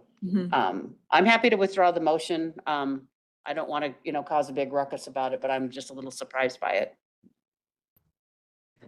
Chair, Councilmember Brown has a question. Yes, go ahead, Councilmember Thank Brown. you. Might Councilmember Tommelchop consider making the motion in keeping with the way it's agendized today, but at the same time directing staff to bring forward basically a unilateral pause on all hiring going forward at the next board meeting? Can I Yes, respond to that? All right. please. Well, I don't want to do a unilateral pause because we have critical operational positions that potentially need to be filled, because we have a responsibility to operate the system and deliver service to our customers. So that's why the motion specifically says non-operational, non-critical positions. So I'm not going to do that. If you'd like to make I guess another. No, but could you motion? then make that same motion or give that as direction, including the non-operational? Just ask That's for what that to be brought That's what forward my motion, again. that's what my motion says. Let me read it again. Would you like me to read it again? And then our attorney can say what he'd like it to say. So the motion is, I move that Valley Metro postpone hiring of non-operations critical personnel to include any executive administrative positions through the end of fiscal year 2026. And then the part that's objected to is or upon further direction from the board. So it's it's excluding on operations and critical personnel. It's only to include executive and administrative positions. So if we need operators, we need maintenance people, all of those people, that's not what we're talking about. We're only talking about executive and administrative positions. Of So 2026 fiscal budget? to the end of June 30th of 2026. Okay. Yeah. I'm just clarifying because Yeah. I had heard earlier 2026 and 2027. So that's why I'm clarifying. So, That's it. go ahead. I don't really see a problem with just doing the motion the way council is recommending. And if things have gone from bad to worse in July and we're in a new fiscal year, we need to revisit it. Right. Period. Right.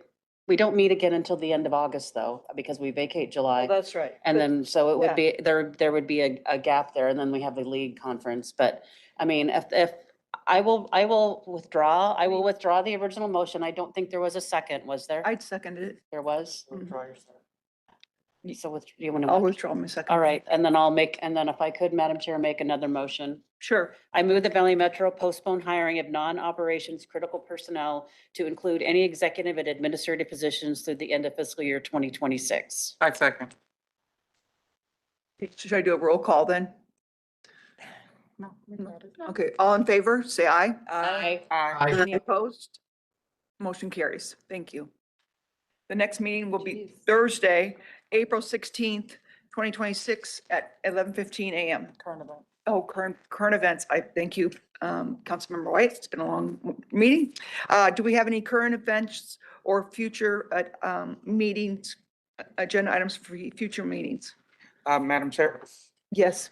Avondale We Ride just crossed 250,000 passengers since we launched late in 2022. We want to thank the City of Goodyear as being our original partner, and also thank Surprise and Peoria for participating in We Ride over the years. While they may have gone in different directions for their community, we do appreciate them being a part of this extremely successful microtransit journey for us in the city of Avondale and Goodyear. Also wanted to recommend a couple of future agenda items based on the public comment today. In our bus network redesign, I'm not sure if we can consider exclusive bus lanes and how transit happens. Having traveled throughout the country, there are more designated bus lanes, which helps keep the transit on time performance.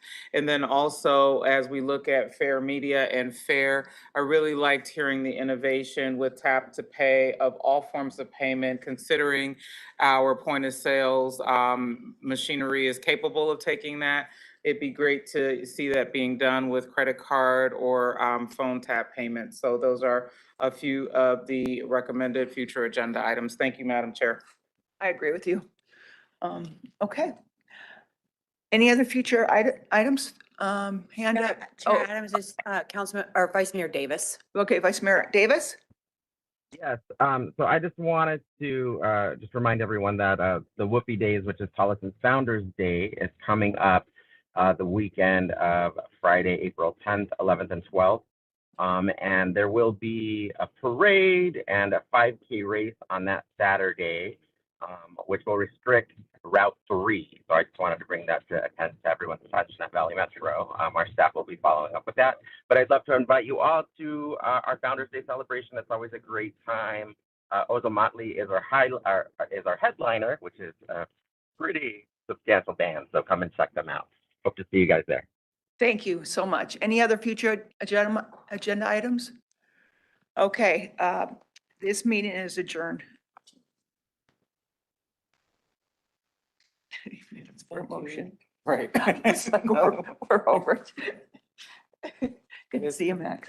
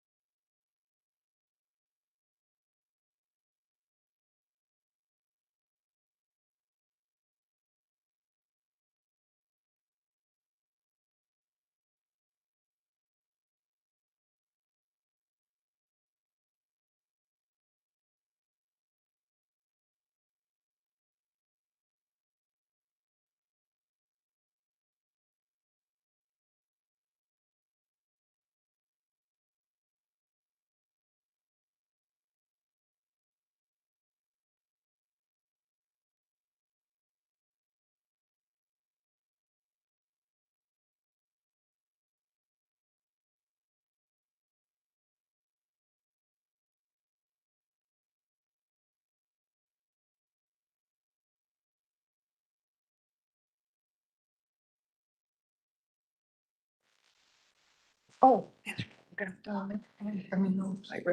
Welcome to the Valley Metro Rail Board of Directors, Thursday, March 26, 2026. Welcome, members. Do we have to do a roll call, Pat? No roll call. Okay. Item number 1 are the minutes. Minutes from February 19th, 2026 board meeting are presented for approval. A motion to approve. There a second? Second. Okay, I have a motion to approve and a second. Any discussion? All those in favor, please say aye. Aye. Aye. Those that oppose, the ayes carry. Item number 2 is Valley Metro Rail fiscal year 2027 preliminary operating and capital budget. CEO Jessica Mefford Miller will introduce this item. Thank you, Madam Chair, members of the VMR Board. I've made my preamble comments to the RPTA meeting, so Mr. Kessler, please. Thank you. So we'll get right into it. So again, just some of the same slides from RPTA. I'll just move through quickly here, get to the VMR budget. So here you have the breakdown of the budget, starting with the base budget. We have a year-over-year reduction in the base budget of $1.3 million. We have increases based on those ongoing obligations and contractual commitments of about $9.7 million, with a current FY27 preliminary budget at $130.3 million, $8.4 million over FY26. And then just a reminder in terms of the ongoing budget development process, the items we've worked to reduce since the very first preliminary budget was released in October, going through the process through the last presentation, as I mentioned before, TMC and RMC and AFS earlier this month. And then continuing budget updates that we work on, as we mentioned before, looking at those vacant positions, and then as well as continuing to evaluate administrative and non-service contract costs to identify some future additional savings.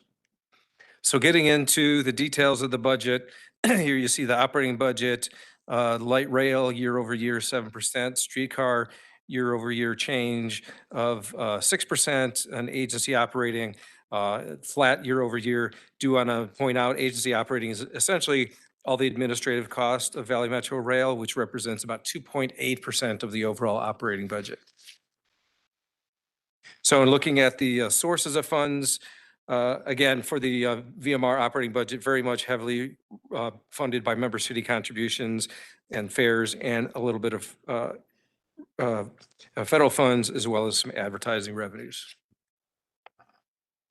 And then to get into the details of those cost drivers for those year-over-year changes for the VMR budget, you could see here, again, in the continuing commitment, which is mostly contractual changes, but also, as pointed out in the prior meeting, that, you know, we have the merit in there for staff continuing forward, security contract rate increase, as well as the rail transportation service rate increase year over year, and then overtime and the vacancy credit is a year-over-year increase.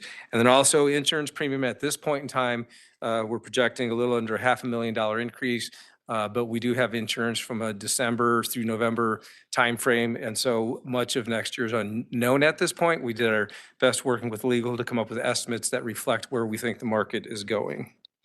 And then looking at some of those inflationary impacts, again, you know, on the light rail side, obviously we have a system that's aging.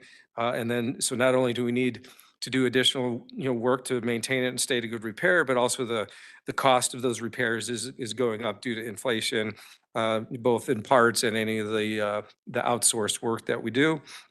And then on the rail operations side, as Jessica mentioned previously, very heavily reliant on electrical power for not just utilities at our facilities, but obviously for propulsion of the vehicles on the system, and looking at an increase there in the cost for that.